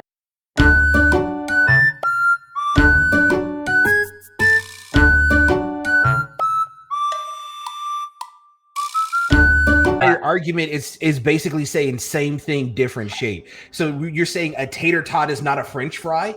No, it's not. It's a tater tot. Hold, guys. What? It's a. Oh, We're back. We're Hello, back. hello, everybody, and welcome there's back. Kujo. there's Kujo's chair. Kujo's not has A not tater figured out tot is the not a internet French yet. fry. Those This are is two what different. we've been arguing about. but they by are the way. both inherently potatoes. The shape and structure are different. The shape and structure of a nugget and a boneless wing are the same. They're made from the But they're same not the same process thing. thing. They're not the same Live. thing. We're Oh, live. we're live.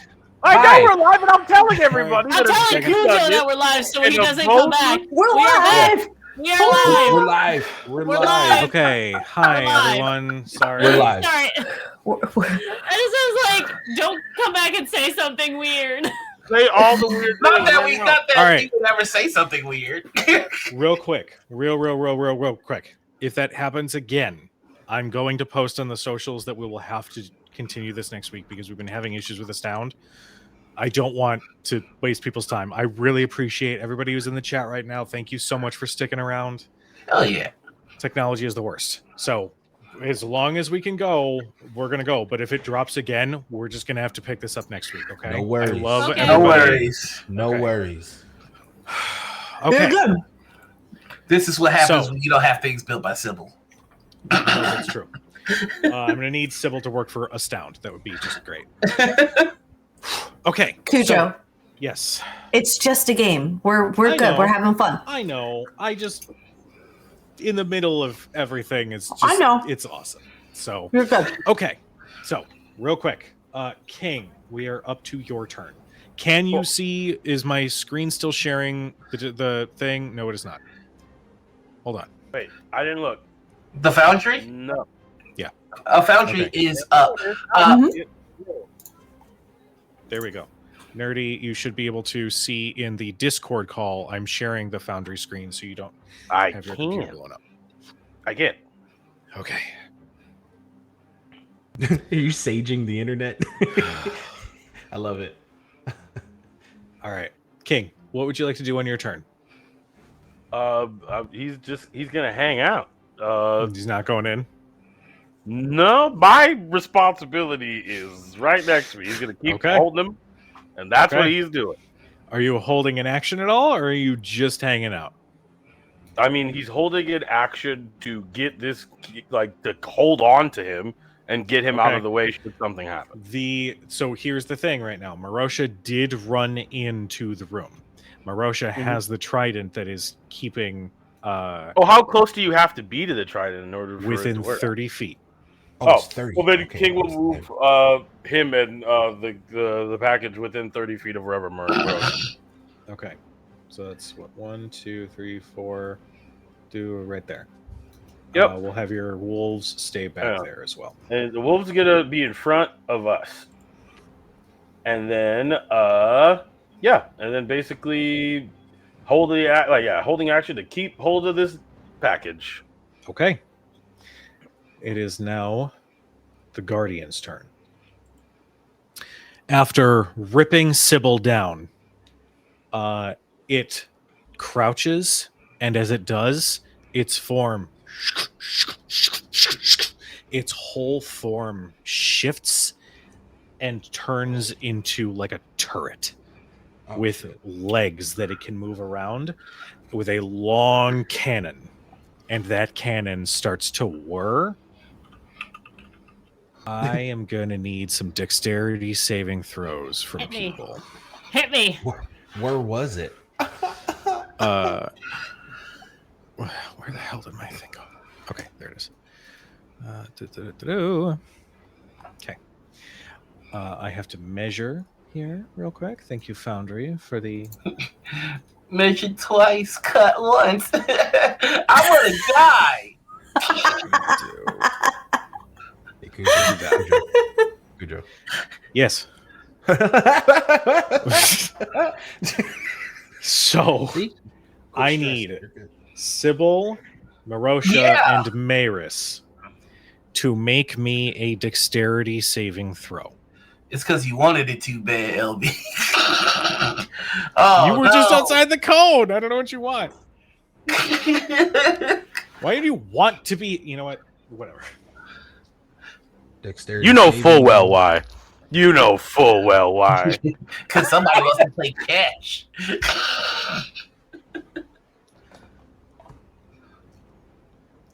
Yo, I think I might be dead. I think I might be dying soon.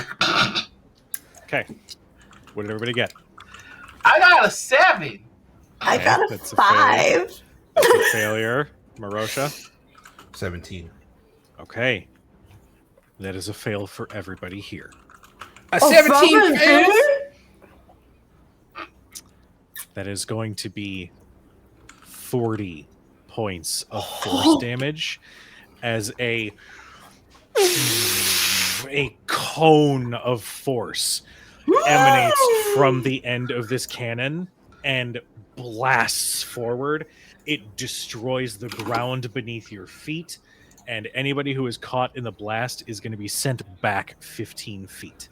I'm dead. Is it force? Is it force damage? I'm unconscious. Force Yeah. damage. Okay, thank God. I'm gonna use my absorbing feature to reduce it by my intelligence at half. Holy shit! Okay. I would also like to use my defensive duelist interception reaction to reduce that damage. Okay. Is that from a melee attack or a weapon attack?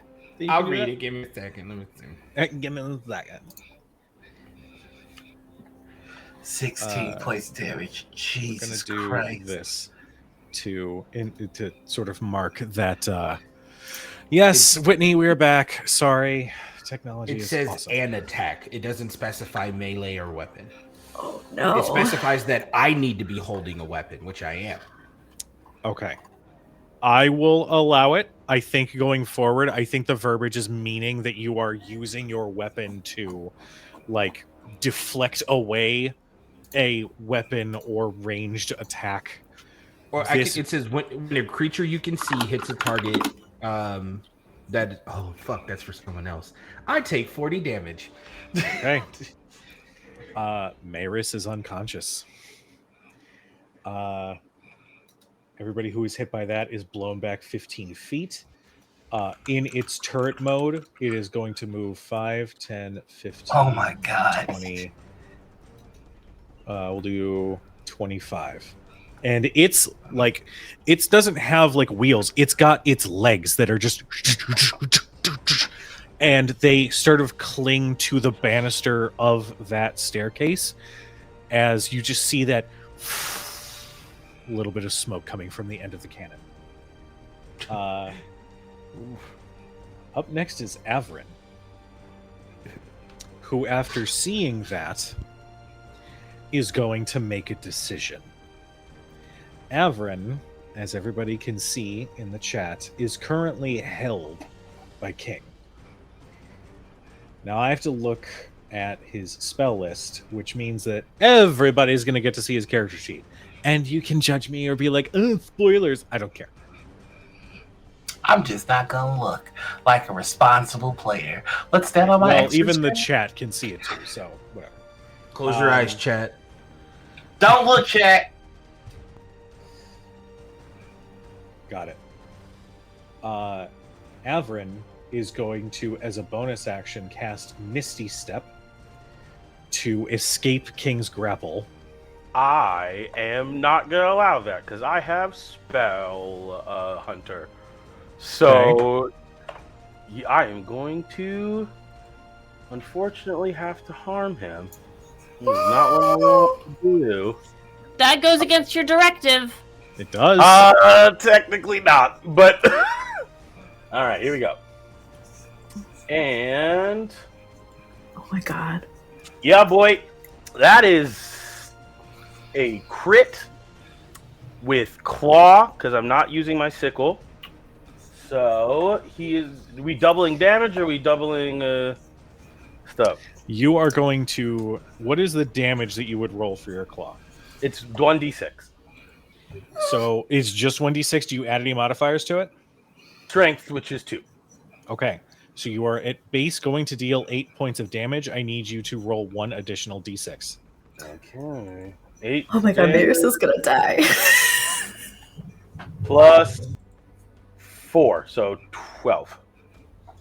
Okay. And because of Spell Hunter, the spell slot is not used, but the spell fails. Averin, you said 14? Yep. Claws. And these claws in his hands are different. They're not like the claws that you see regularly. This is just... It's transcending physical space. I need to ask you a question. Mm-hmm. Is this lethal damage? Are you harming him? I'm not trying to kill him, so no. It is not lethal damage. Okay. As he takes 14 points of damage, the ground beneath you shakes just a little bit. Mm-hmm. And Averin, still in your grasp, says, "You have to let me go. I am not going to be your fucking prisoner. If you don't, I will kill you, motherfucker." King, still keeping his attention and the wolves' attention on the threat in the room. King will get... I would like to use my 3 luck points to affect the world around me, please. I will allow that when it is your turn. Okay, in he's not going to let initiative. go. He can attack me if he wants to, but he's Okay. not going to let go. I need you to make a dexterity saving throw. What is happening? Oh my god. Averin is casting burning hands in your fucking face. He's currently grappled. He can still... Grappled doesn't mean restrained. Grappled means his movement speed is 0. If he were restrained, then he couldn't do anything else with it. He can't. He can't. That's a leveled spell. He did not use the spell slot. He tried to cast it. The spell slot wasn't used, though. So he can't cast a spell at me. If he would like to fight me, he sure can. But he's going to have to use his big boy fist. What is happening? Everybody's fighting. King has never fought anybody in any party. 2 Christmases. Averin tries to roll to escape your grapple. He got a 13. Okie doke. Well, here we go. Ba-ba-ba-ba-ba-ba. Ooh, that's 14. Sorry, kid. Okay. We're back up to the top of the initiative because Averin, all he's trying to do is help, and he literally can't. So, Merosha, we come to you. It's the top of the round. You are muted. I'm going to move over to Maeris, and being that they're unconscious, I'm going to grab Maeris and pull them out of the room. I messed up because my thing is behind Maeris now. What happened? Oh, you're behind. Okay. Yeah. Hold on. Okay, cool. I'm going to pull Maeris out of the room. Okay. She's a small-sized creature. You don't need to make a check. Got it. And I'm going to, as my action, I'm going to take one of the healing potions that we got from the pharmacist from the other place a couple towns over and give that to Maeris. Yay. Okay. Cool. Thanks, BB. No worries. We gotta help Mom. It's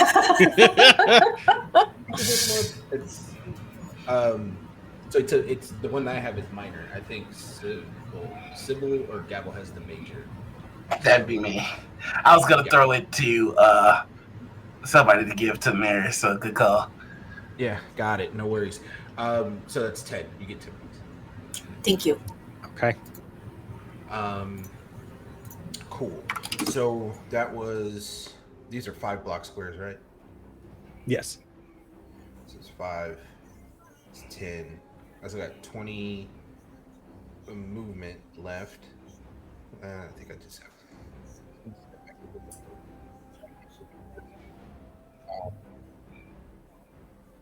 Honestly, Thank you for the eat the wet, Justin. Also, hi, Justin. all of my. Oh,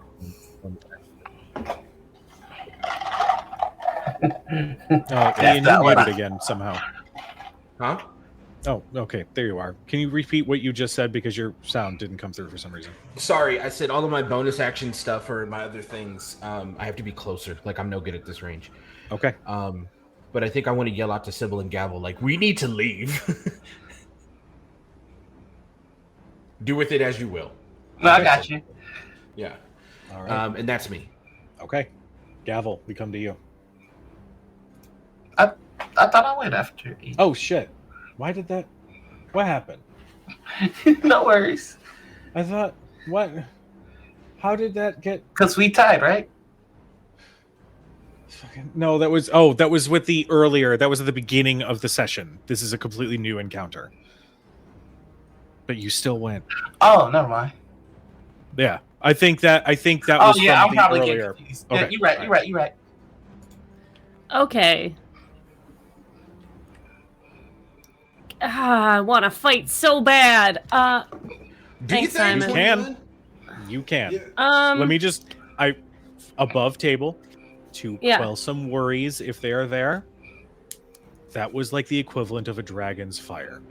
It has to recharge in order for that to be able to be a thing again. So I'm not like actually Dark Soulsing this boss. Like you can beat this thing. Is this a creature? It is a construct. With my stuff, does it count as a creature? When you say Because stuff, it's not a beast, like my like stunning strike and stuff. It's yeah, like that will still factor in. Okay. Boy, Gavel likes to fight. Gavel's gonna fight. Gavel's going to run up to it and do a jump onto its back. Okay, make me an acrobatics check. Okay. It's a hell of a leap. I got long strider. I'm good at this. Acrobatics is going to be an 18. That was a 1 for me, which means I have to put an entry in the Chronicle. Make sure you put my Chronicle entry of being fucking dope.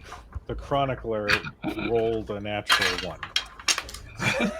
I'm going to as Gavel's in the air, he like pops out the rod that he has on his back, and it splits in half as he is going to make some attacks on this thing. So the first 2 attacks is going to be a 21 and a 14. The 21 is going to hit. The 14 will not. Okay. I will spend a key point to do a flurry of blows with this. Technique point To do flurry of blows. With Yes. them in this form, I get an extra attack. Okay. 2 extra strikes. So I'm going to be doing. Damn it. Okay, one other one hits because it's a 21. And then. Okay, so that is going to be a D6 in this form, right? I believe so. Yep, D6. So I'm going to do 2. I'm going to do... 11 is 16 points of damage. It is magical. Okay. And I'm going to spend another technique point to do a stunning strike on it. Okay. Oh, no, I don't have to. Hold on. Well... Okay, I do need it to make... I guess it doesn't matter. Okay, I'm gonna my open hand technique. I'm gonna make it so it can't make a reaction this turn, and then stunning strike. It needs to make a Constitution saving throw. Okay. Con save 13. It fails. Oh shit. So Okay. it is currently stunned. This turret form just sort of like some of the gears are out of place and it's not quite able to function or move. Mm-hmm. And I'm on its back, and you just hear Gavel yelling to Cybal, I don't... Is there a way to break it? Just looking at all the components of it. Give me just a second. Cybal, it is your turn. X-ray vision. And I would like to study this thing to find out. He's looking for 2 things.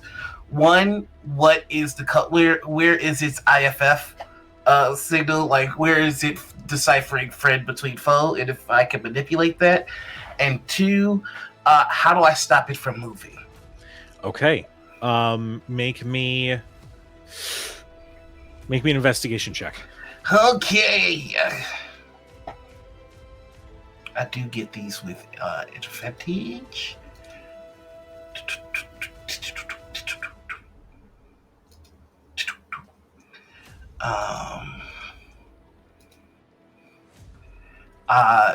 And then I'm going to pour my Shard of Creation Inspire into this as well. Okay. So I'm gonna go ahead and roll a d6. So 32. 32. You can deduce that its IFF is housed in like its center where its core is. Stopping it from moving. There's a couple different pieces in this thing that enable it to shift back and forth, but also function as like the motor with its joints. So basically, at the base of the joints are some key points. Key points that you would have to damage or destroy, and that would Technique stop points. it from. Thank you know for what? clarifying. Egg on my face. That would disable it from being able to move, and be able to shift back and forth between its humanoid and turret form. I will say that there's 3 points that you can break to do this. Okay. Now, my next question is, Yes, I do have my Tinker's kit. you do. Could I attempt anything else? You would have to, if you are going to attempt to disable or manipulate its IFF or anything like that, you would have to be close enough to touch it and get at its inner workings. So you would have to be essentially in melee to try to make that check. Okay. I will say, Gavel will say, it's not going to do anything for a moment, so if we're going to leave, don't hit it. Okay. I'm torn. Look, how far can I even move, first off? You are also prone from that blast as well. Just keep that in mind. Prone, does prone do half your movement in this one? Yes, to stand back up. God damn it. Okay, so I can't get to it. I'm going to look for the thing that was glowing in the rubble. Like, Okay. I've still got my x-ray vision on, so now I should be able to get a clear picture of what it is. You can see that there is some sort of pedestal where there are 3 holes in the base positioned equidistant from each other right in the center of that pedestal. Do they look like the gem on this thing's eyes? Like, same shape size? Mm-mm. These are small. Like... Oh, okay. Alright, so this is probably Trident time, then. I'm over here trying to be subtle and be like, ooh, I'm going to tell you a mystical tale. And meanwhile, fucking Ian and LB are like... They're throwing gang signs in the back. They're just like...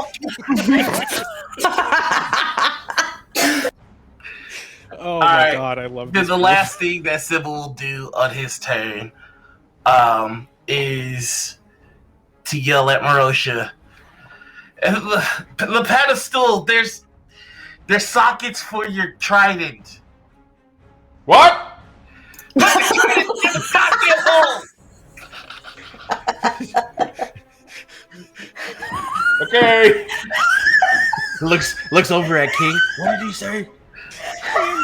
Ian, I need to. I'm sorry. I know I'm pulling out of the goddamn hole. The narrative here. I'm pulling out of the narrative here. Ian, you have such an iconic what? It is so good. It kills me every time. Fuck. Okay. Sorry. No, you're good. You're good. What did he say? Did you hear what he said?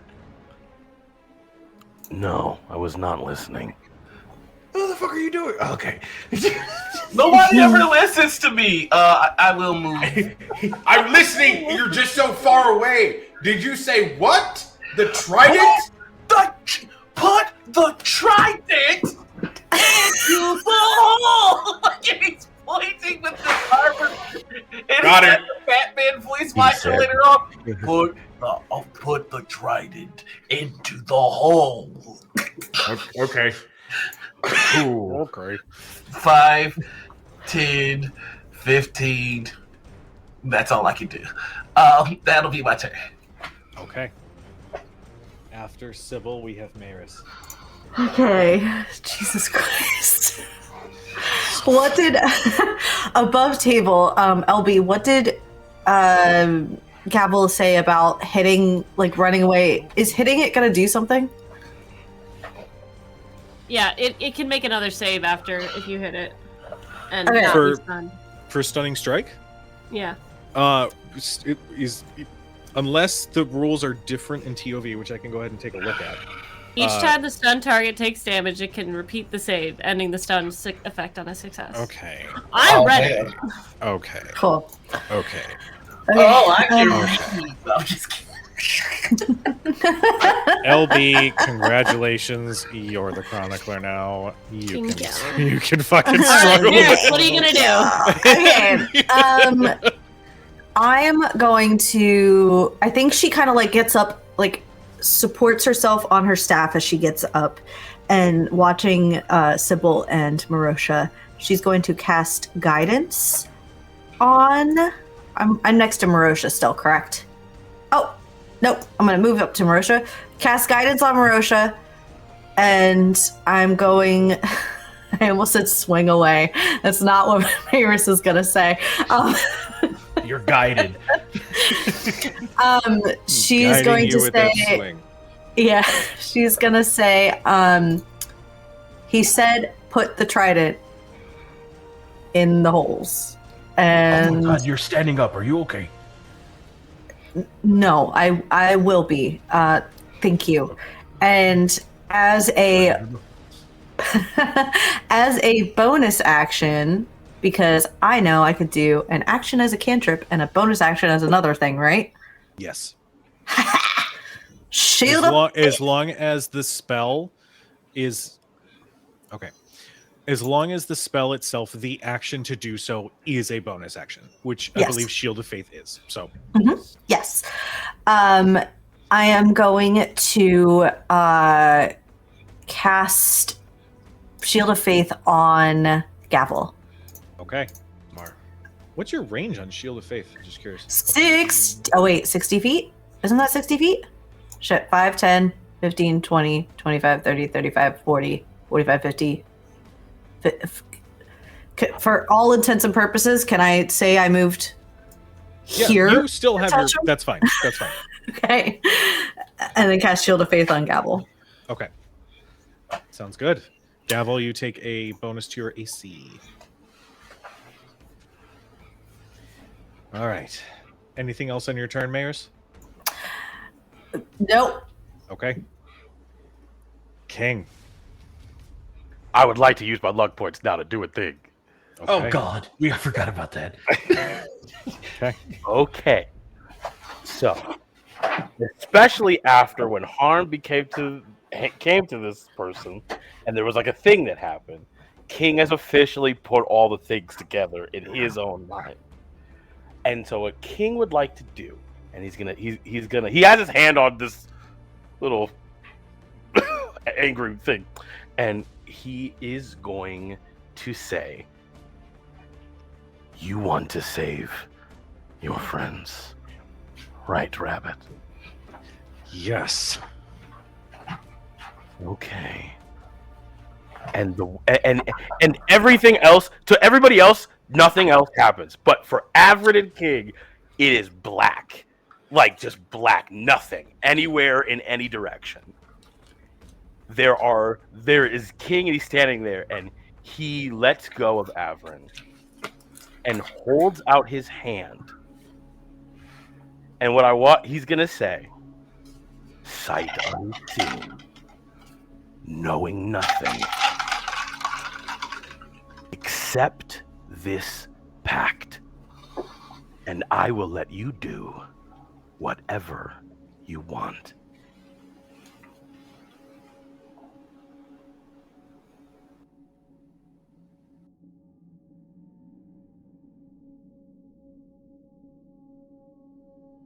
I've heard of these pacts before. You say you'll let me do whatever I want, but I hear many tales of pacts such as these being made, and the one who holds all of the power dictates where their subordinate goes. No, I have no such need for that.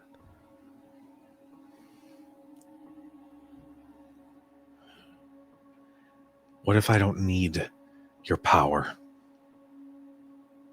Then don't use it. I won't be giving it to you. But you won't be able to beat me. You can't. Rabbit. I think you should know that by now. And I think that you should my know hand. that if you kill me, the fucking world ends. And the only thing that I'm going to do is fight you. If you say that I can't beat you, you're going to have to kill me. I refuse to be your pawn. I refuse your power. You And- don't have it. Take my hand, you insolent brat. You are not in control here. Do it. And save your friends, you prideful, mewling, royal piss stain. I'm done. Do you want to save your friends, or do you want to tell their corpses how strong and powerful and big you were? Take my hand and stop being a child and start being a ruler. This is not a time to measure your dick against mine, because the shadow would engulf you for the rest of your life. Now, take my hand and save your loved ones. That's a big old dick. I need you to make a persuasion check. You fucking would. You fucking would. Damn. Oh man. I would rather He said the I would rather do intimidation, but if you say it's persuasion, okay. This is persuasion. I don't have a good persuasion. Haha! That is a total of 17. With 16 on the die plus 1 on my persuasion. Come on, my boy. You got this, my boy. Don't let him put you in the shade, my boy. Go into the sunlight, my boy.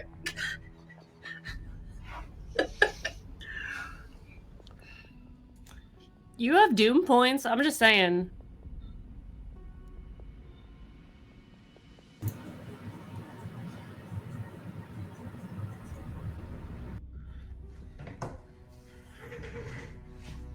Which sucks because we can't hear it either. It's in the mind's eye. Averin, thinks. He thinks about his family. He thinks about his master. He thinks about all of the people that are lost because of the war.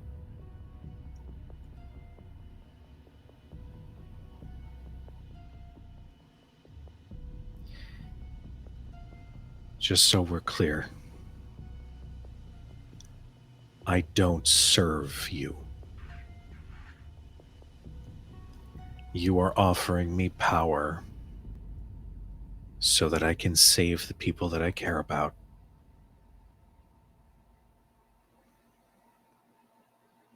But there's no servitude involved. Am I correct in that thinking? Is King getting the sense he's gonna take his hand if he says yes? Yes. King is gonna smile. And again, it's too wide. It's way too big for a person's face. And he's gonna say, I don't use broken tools. I have no need for a servant. I'm not a king. I just call myself that. and he holds his hand out again. Oh, fuck. That's not a yes. That's not a yes. It's such good storytelling though. What if he did?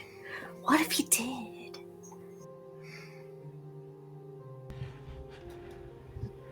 This is Breathe it. through it. Breathe through it. Come on. Like, it's an NPC, and I'm thinking in his brain. Okay, so like that's the only reason that I'm like kind of in it right now. Averin is baby boy. God.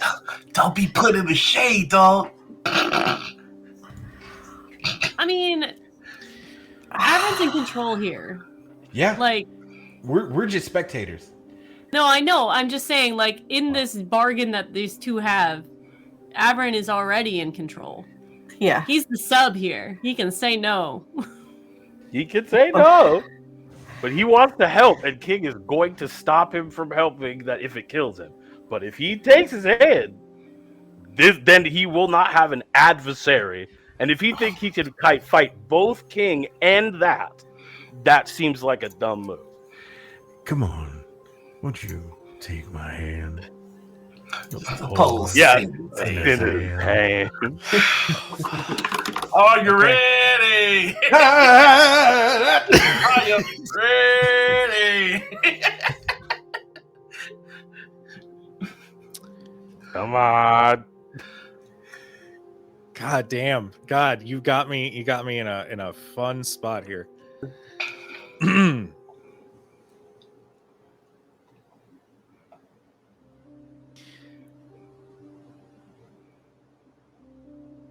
You will not call me rabbit again. If you take my hand, you won't be.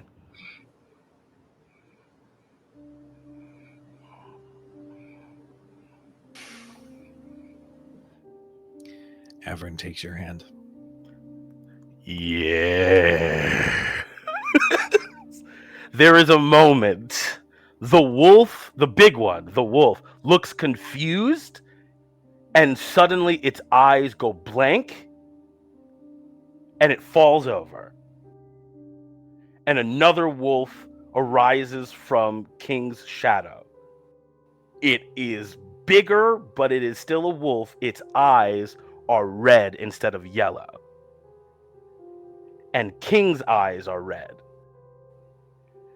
Now, as he holds on to Averin for a moment, and then lets go. And he takes 2 steps back from Averin.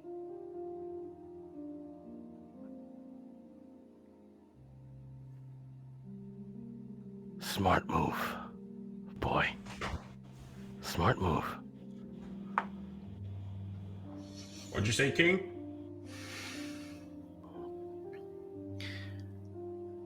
Nothing. He said nothing. Oh, okay. We So I think I need to put the trident in that thing. So. Yes.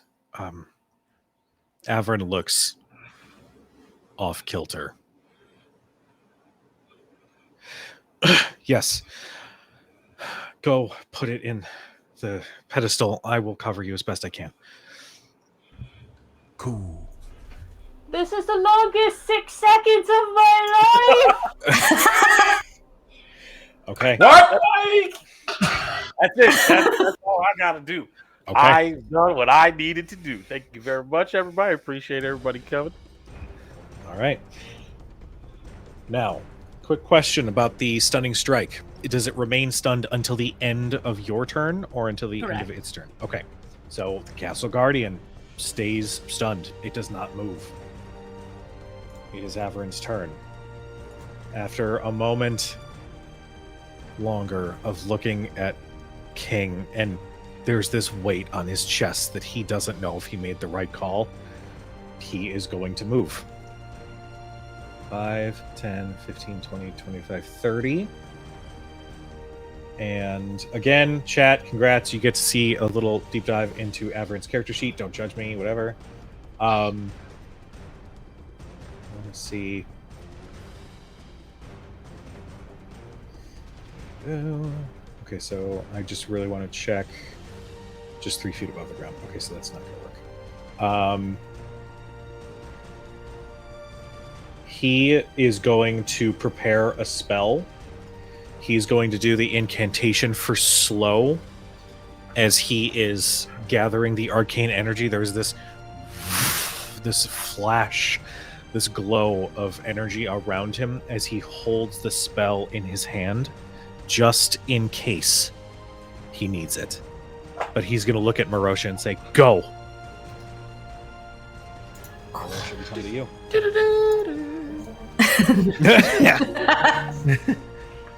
Okay, cool, sick. It's my turn, Sure. right? Oh, It is your turn. Okay, cool. Let's do that. So this is my full movement because I was measuring earlier. Nope, there it is. Oh, Jesus. Okay, yeah, that's in range. Solid. You sure about this, Gavel? Cool. Merosha takes the trident off his back, lines himself up, and tosses the trident to Gavel. What the fuck? Okay. Make me a dexterity check. It can be an attack roll. You know what? All right. If you're fine with that, make an attack roll. Yes. So this is where the prongs are, right? It's They're on up the- there? Yep. That's what I put the Don't yell at gun. me. Don't yell at me. Don't do that. Right. That's not becoming of a young person. Don't do that. You know what? Fuck it. I said what I said. We out here shenanigans again. I'm fine with it. So- Listen, no. I'm not. I was catching on to what was happening there. No. Merosha, the only difference is that Gavel just has to get up to that spot and put the thing in. Yeah. That's fine. I What can. you did was good. If Yes, anything, that's because good. you I saved can get there yourself- on my turn. Yeah, Okay. Gavel can get So, there question. on Gavel's turn. That's So fine. you're good. Yeah, Question. No, I'm good. This is Noir right now. good. Okay. So I'm rolling an attack roll. Is this a situation if I hit with an attack, Gavel gets hit? It's fine. Trust me, it's fine. They said it was fine. That's fine. We're all fine. What's that fucking face? It's a 26 to hit. Yeah, you Just do. a hit. That's fine. Absolutely. Roll damage. Okay. Oh, yeah.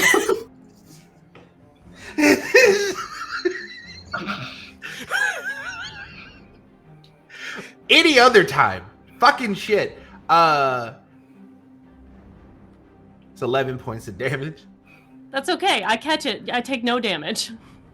That's I cool. reduce the damage. Mhm. That's cool. You Okay, see the trident, you release it, and it is a perfect throw. It is going right for Gavel, and he just goes boosh at the last second and catches it out of the air. Okay, cool. Hell yeah. I'm gonna leave it at that. I would like to be honest in this moment, as in all moments, but in this one particular. Do I have to adhere to all of the things that my character happens in certain situations in this one? Meaning, I rolled a 19. That's a critical for me. It's okay. I haven't taken any damage yet. Does you lies I'm come okay. out? I reduced it by No. 16, so Okay. That's okay. the Okay. crits, the Okay. crit would still land. You're good. Everything's Okay. fine. 'Cause I We're all thought friends I had here. to, I thought I had to double up. I didn't want to do that. So This game is tearing us apart. So, it's fine. I'm- I asked you to do this. so we're real good. quick. Okay, we're good. All right. Is there anything else you want to do in your turn? Yeah, bonus action, second win, so I can get some healing, and then that's Okay. it. All right. We come to Gavel. Gavel is going to jump off of the back of this thing, which is 15 feet tall, Mm-hmm. up onto this pedestal, Okay. and object interaction trident into the thing. Make me an acrobatics check to make the jump from the guardian over to that platform. That's a natural 20. Oh my fucking god! Of course.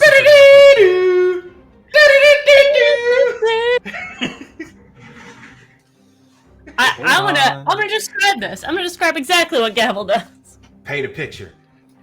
So Gavel takes the trident after he catches it. He flips it down and like does the like he uses the momentum of that to like flip up so his legs are up in the air and like kicks off with like holding the pole and does a flip back onto the stage. That boy got Russian crunches. Russian crunches. Hell yeah. Mm-hmm. Okay. I hope this shuts it down. We will So. see. Brings out 3 more. Stop. Sorry, let me do that in my accent. Stop. Boulade. Boulade. The moment the trident sinks into the pedestal, at this point we can. The mist, and I'm even going to disable Foundry and everything. The mist, like a breeze, rolled through everywhere. Immediately dissipates. The guardian goes inert.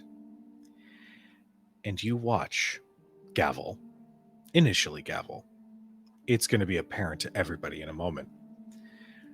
That glow that was coming from the pedestal expands from the spot where the trident sat.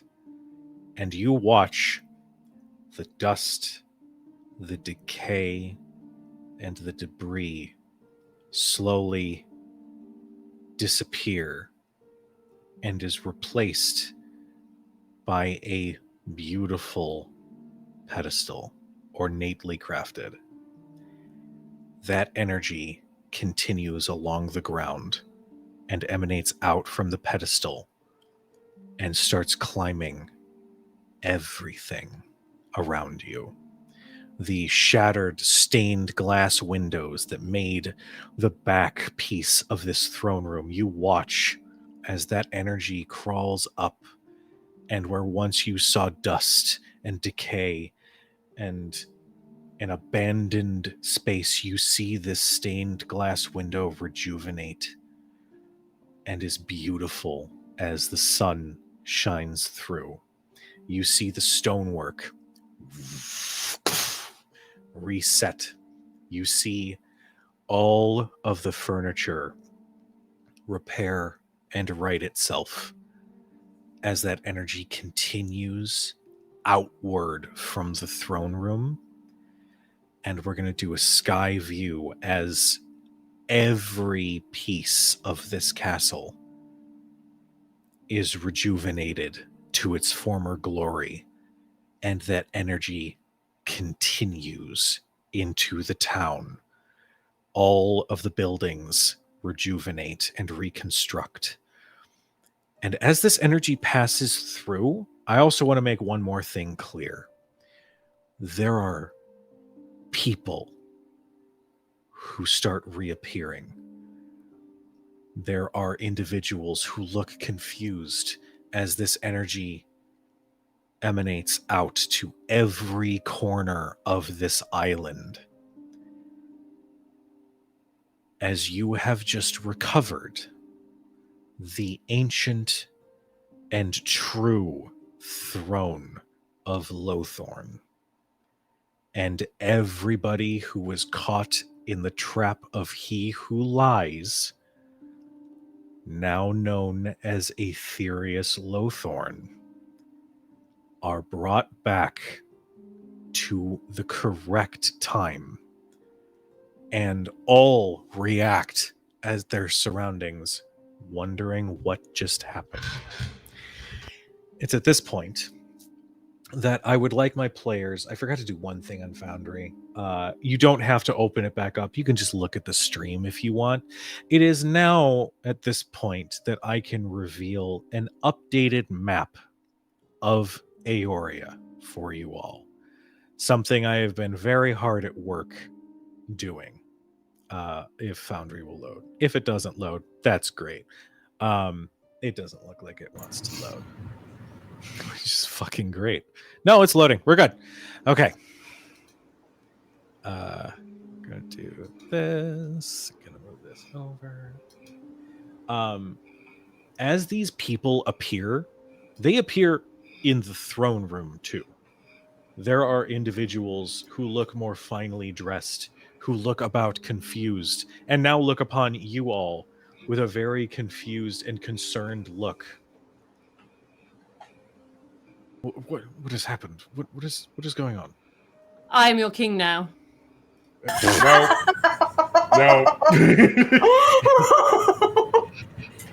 I think Merosha walks up the stairs and he's like, "Give me this. Don't take it out! Don't take it out! No, they'll be fine. We've already unlocked the magic." That's hilarious. I did it. Take his helmet off and just. Your beard is gone. Yeah, your beard's gone. Oh, I'm cured. My beard is gone. Oh. And he's gonna just open his hand and retrieve Sylvestra and turn her back into a cane, and just very quietly to himself find a place to sit down and go, "Save a whole lost kingdom." Oh, you're welcome, Sybil. I feel like Gavel and Merosha heard that and they're just like, "Really? It's not like really?" Oh, No. Doesn't this make me king? I return the trident. That barrier, that mist that obscured the island, as you look out the windows, it looks like it's still in place, but unlike before, it doesn't completely cover this island. It still functions as a barrier for security. As immediately several mages sort of spring into action. All right, just as he said. Everybody, get everything prepared. Yes, you, go ahead and get a feast prepared. Like, several people spring into action. Excuse me. Yes. One of the heroes that ended up. Yes, You're welcome. no, we are well aware of who you are, Sybil. Oh, great! I want that. And I'm pointing to the Guardian, and I'm gonna walk over to it and immediately start tinkering with it. Of course, yes, of course. Thank there you. is also a workshop that we were instructed to prepare for, I suppose you, and now we sort of understand why. Wait, I'm sorry. Hold on. What? Yes. How'd you know? Oh. You okay, Noir? I'm in love. Master Arhu, Archmage of the Lothorn royal family, had seen this and knew that this was going to happen. Also, it's kind of like everything we did was preordained and destined to happen. Did you see the flip that I did? No, we were sort of locked away in a way. I don't really know how to explain it, but in a way, this was destined to happen. Yes. Oh. So you can't really be mad at somebody for making the decision that was already supposed to happen. I'm gonna gently pop him upside the back of the head, and I want to really quick go to Merosha after seeing everything that happened, and pull you aside. Do you hear him? Sybil? Yeah, he's being... No. What? He who lies? I haven't heard him since we got on this island, and I don't think I will, or at least not in the same capacity. Huh. Okay. Huh. So, if I may, we were told that you would most likely be quite exhausted from the journey. We are instructing many of our staff to prepare a feast. We already have rooms for you all. It was sort of strange preparing rooms for someone we haven't met yet. But the island is... Oh, yes! Averin. And Averin's like... What the fuck is going on? Yes. Just go with it. Welcome home. What? This was the Congratulations. ancient throne of Lord Aetherius Lothorn. This was the true seat of the kingdom. And after his ploy began, they had to reconstruct a new palace. That is, I assume, complete. But in truth, this is the true seat of the kingdom. Averin, How many seats? How many seats are up there, Kujo? I'm sorry. There are 2 seats. Hey, Gavel. Gavel. Yes. Hey, look, hey. They will sink back and take a seat in each.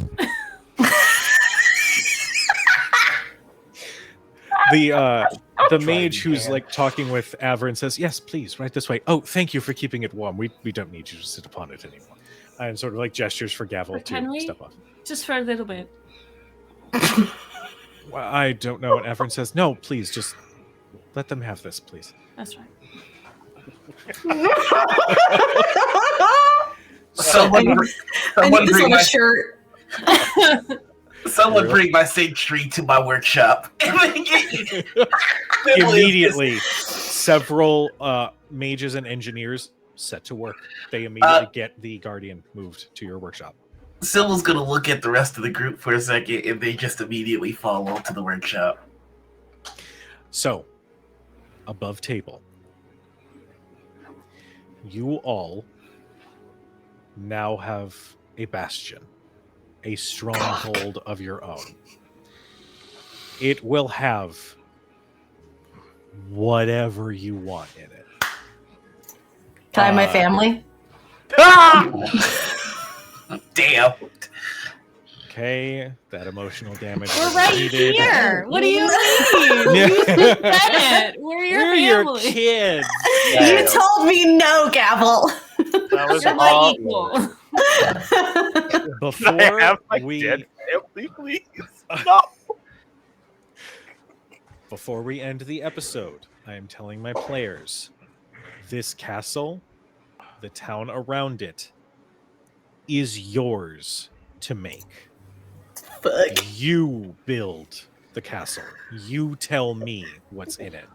You I'm tell me Kujo. everything about this island. Kujo, I'm a I have a bottom. question that Don't has do nothing this to to do with me.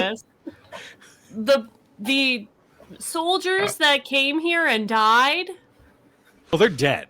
Thank God. Okay, cool. Just making sure. They're gone. They got swallowed up by the barrier. They're not coming around. We need to start drawing up plans for the Ruffalo top wings. You know, I have need a never smoothie felt print. such a quicker drop of my Smoothie confidence as a storyteller in my life. This is so expensive, though. Why? Hey, which one of you newly reborn people? Which one of you takes care of the pantry? I have a question. This is a very serious question. There is a chef who introduces herself. Yes, I'm Marie. How may I help you? Chef, wonderful to meet you. Question. Yes. Question. Where's the boulette at, and which ones do you have? Oh my god! Give us the mystery flavor. They Well, knew you we were asked that coming. question. King, where do we find you? That's right. I'm leaving that question for later, sir. So this whole castle. There's all these soldiers and people, and you're sitting on thrones, and people are celebrating not being time locked or whatever they were. And King walks over to this different wolf, gives it a second, looks at it, and turns back around, looks, surveys the area, and a laugh. And it's thaumaturgy super big. And says, "This is a very nice place that you have found for yourselves." He looks at Averin, looks around and says, "You are going to need to defend it." He looks at his own hands. Oh, you're gonna need to defend that very soon.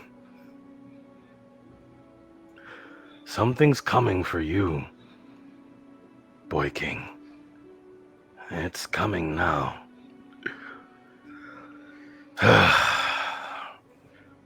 Enjoy. And he will start to walk down the hallway to explore this new space. Sing the song. We're going to have to kill him, aren't we? I think at some point that is going to have to happen. Yes, absolutely. Do you say that loud enough for me to hear? No, You're out of the room, dude. I don't have my Medicate me, God! No, I'm just kidding. Stop murder me! I have never hurt you ever. You can't. well, one of us you can't. The other one. As- Not so much anymore. As you all, whether you stay for a while or not, and I would also like to put this out there too. If you guys want to do a time jump to like really settle in, totally fine. If you want to immediately pick up right from this spot next session, totally fine. This next chunk is in your hands. There's just We can- one thing. I'd like to get all the books if I could. Sure. Once he makes it to his workshop, he's gonna be working on 3 things: getting the sanctuary up and running, recognizing him as the owner. He's going to he wants a boat made for him in secret. And 3, he's opening the book and beginning to put together everything he needs for divinity. Okay. Okay. Damn. 3 will- Christmases. We will dive into the result of all of these things next session, if that's all right. Hell yeah. Just shoot me a message and remind me so I don't drop the ball on that next session. Gotcha. Boulade. What flavors? Merosha. Marie says we have several. We have the pink, we have the royal blue, and we have the. Are you all right, sir? Please keep going. And okay, and I'm sorry, it's just you're drooling a little. Is that? Can you? Could you please continue with this wonderful list? I would really appreciate it. Okay, all right. We have a rare one that is white.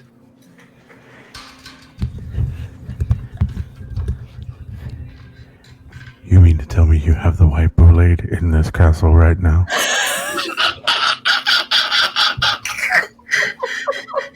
Chef Marie. You're like Shit. right here. Yeah, it's medicine. He's like, hold on. Chef Marie. You mean to tell me right now, in this castle, you have the white Boulade? Chef Marie, answer my question. She's like, I would, but you're kind of in my face. I'm sorry. No, it's fine. Yes, we have the white Boulade in this castle. How much of that do you have? We have about 3 or 4 packets. Chef Marie? Please immediately give me one of those packets of the ultra rare white Boulade, and please do it with the utmost haste, if you could, please. Just nod your head, yes or no, if you agree. You're gonna kill Erin. Sorry, let me mute. Chef Marie, this is a matter of life and death. I need you to take this seriously. Can you bring me a packet of that Boulade? You just you just can't. You just gotta. Understood. And she turns and immediately starts power walking towards the kitchen.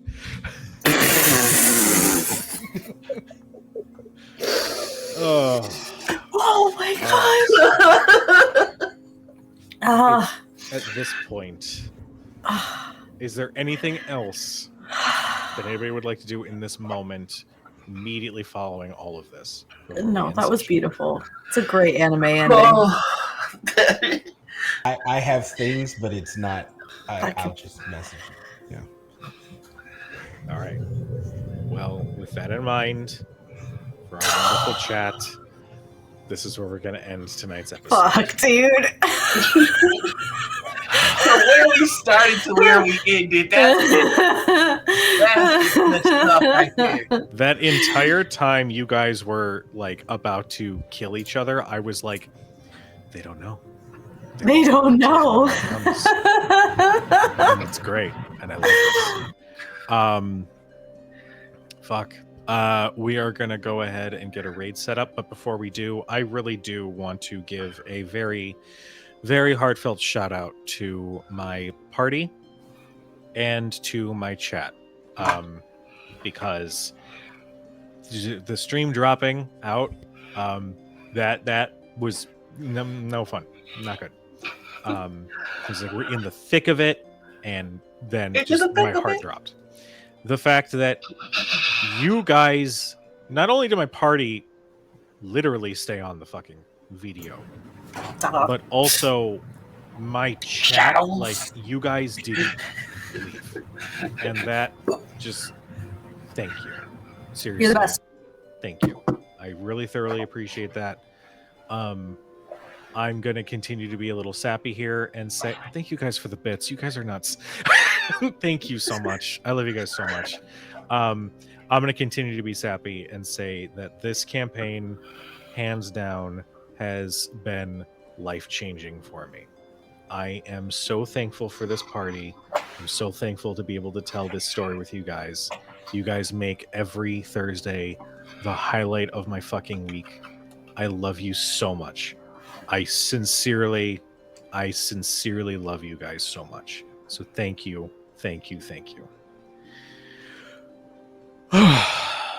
Now that I almost cried again, let's go ahead and reintroduce our wonderful cast. This time we're going to start with Nur-D. Hey, it's me, Nur-D, from earlier in the episode. Everything's fine, and nobody should worry, and nothing crazy's happened at all. And I'll be here for the rest of the campaign without any worries about that at all. But if you're wondering where else you can see me, if not on Thursday nights, you can find me on Tuesdays right here on this same channel. That's right, because I am a part of D Plus Ultra, a My Hero Academia Kids on Bikes game, which is super, super fun. We have a lot of fun. So I play Oliver Okoye over there with a cool ability of swap, where I can swap things, which is really fun. And then you can also find me on St. Louis, rolling on dubs, smoking on. Okay, I was kidding. I'm trying to think. Where else? Oh, this Saturday, if you're in Minnesota, check me out at the Science Museum. It's going to be really fun. I'm going to be doing a concert at the Science Museum. And then, if you're also in Minnesota, on the 25th of this month, you will see me at the Dakota Jazz Lounge, where I'm doing a fun, intimate show with my band. So check that out. And lastly, I know there's a lot of Minnesota stuff, but I'm just saying anyway, because you never know who's watching.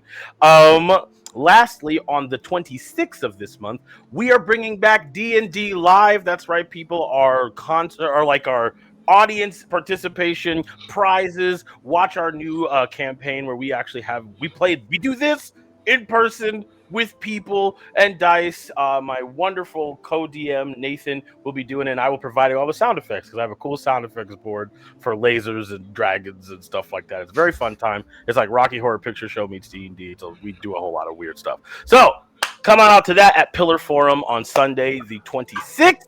Tickets are still available, but they are almost sold out. So just, if that's something you're into, rock and roll. Otherwise, you can check me out anywhere. Nur-D rocks on all things. And speaking of things that rock specifically, I'm going to go to Noir, because Noir rock. Hey, hi, that's me. Hello, everybody. I'm Noir. I go by he, they. I played Cybal, who never did anything wrong ever.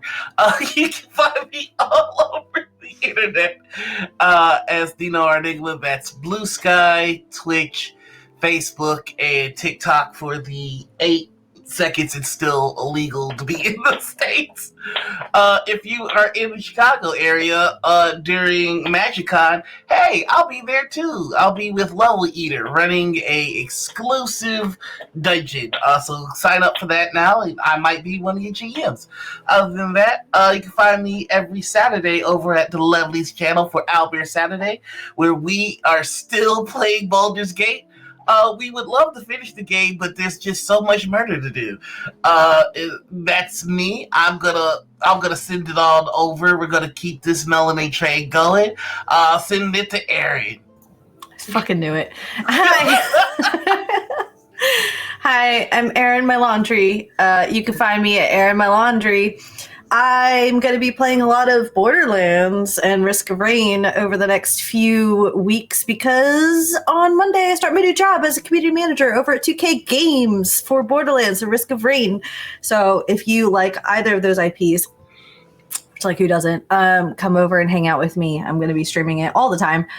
I also do a thing called Philly by Night, and it's one of my favorite projects I've ever worked on. So it's currently changing homes. It was on another channel. It's going to be moving to a different channel, and it's coming back in about February. So Philly by Night. There are 2. Dimples and Dice does another one, which is fucking awesome. And if you haven't seen it, go watch that one as well and follow and support them. It's an amazing all black storyteller, all black player cast of Vampire the Masquerade. But then there's ours too. And that's all. Oh, join the TTRPG Collective. It is a Discord group for and by TTRPG people in the space and adjacent. We're really fun.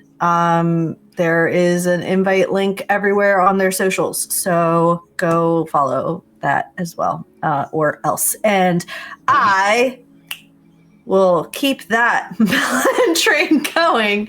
I have to say Ian. Jarvis, can you clip that, please? Can you clip all of that? Thank you. You are muted, Ian. Hey, what's going on, everybody? It's me, Ian, also from earlier, also from the thing that Nur-D did too. You can find me on all social media at your boy Big. Of course, I will be here until the wheels fall off. But if you have the capacity to also watch the game on this channel tomorrow, as well as something on Folk and Myth, I'll be over there playing some VTM, starting up their new Chronicle. I'm very excited to be a part of that, to where I play a Toreador. Arkham Olivier, which I'm very excited to play.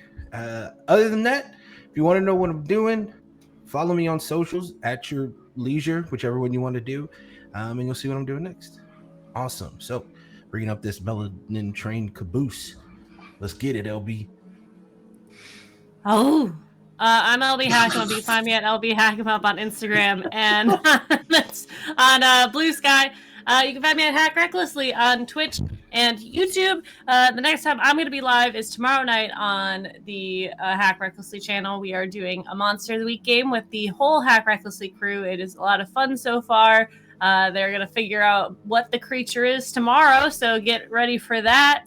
I'm going to be live on Sunday doing an Aliens game on Hack Recklessly. Monday, Indoor Adventures channel. We are back with our 4th edition campaign where I play a tree who is also kind of a druid. And then on Tuesday, I'll be here for D Plus Ultra. Wednesday, I will be on Nerd Immersion's channel, and I'll be back here Thursday next week, where Gavel's going to need to tell them about his extensive dietary restrictions and need a training room. And that's about it. I love this group so much. I am Kujo. I have been your chronicler for this evening. Thank you guys so much for tuning in. as I stated before, I'm very thankful for this group. You can find me all over the internet as either Kujo Plays Games for personal stuff, personal ramblings and rantings, or as Chronicles. That is where I'm going to do episode announcements, new campaign announcements, that sort of thing. Follow that channel for updates. There's already something else on the horizon in June, as we are going to be doing a Kingdom Hearts mini-series. But yes, right now the stream schedule, yes, Nur-D. I don't know. You just unmuted for fun. So, yes, right now the stream schedule for this channel is Tuesday nights are going to be for D Plus Ultra, our My Hero Academia inspired TTRPG miniseries playing kids on bikes. I am staring at Nur-D. I'm waiting for whatever's going to happen. You got real close, just like this. On Thursdays, you made it, is Tales the Valiant, sponsored by Kobold Press. Sincerely, thank you, Kobold Press, for the sponsorship.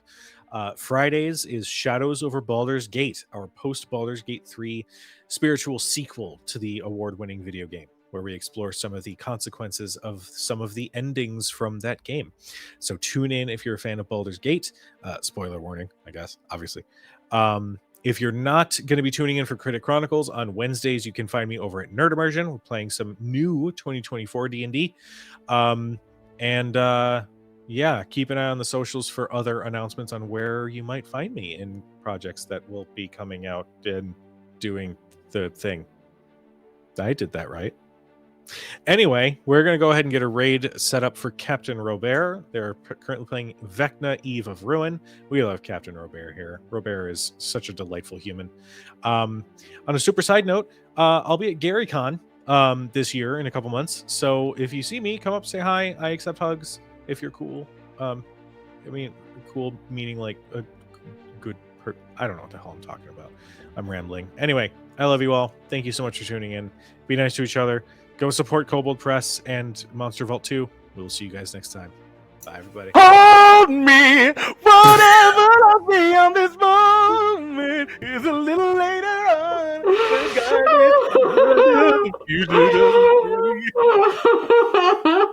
Okay, now we're gonna go. Okay, love you.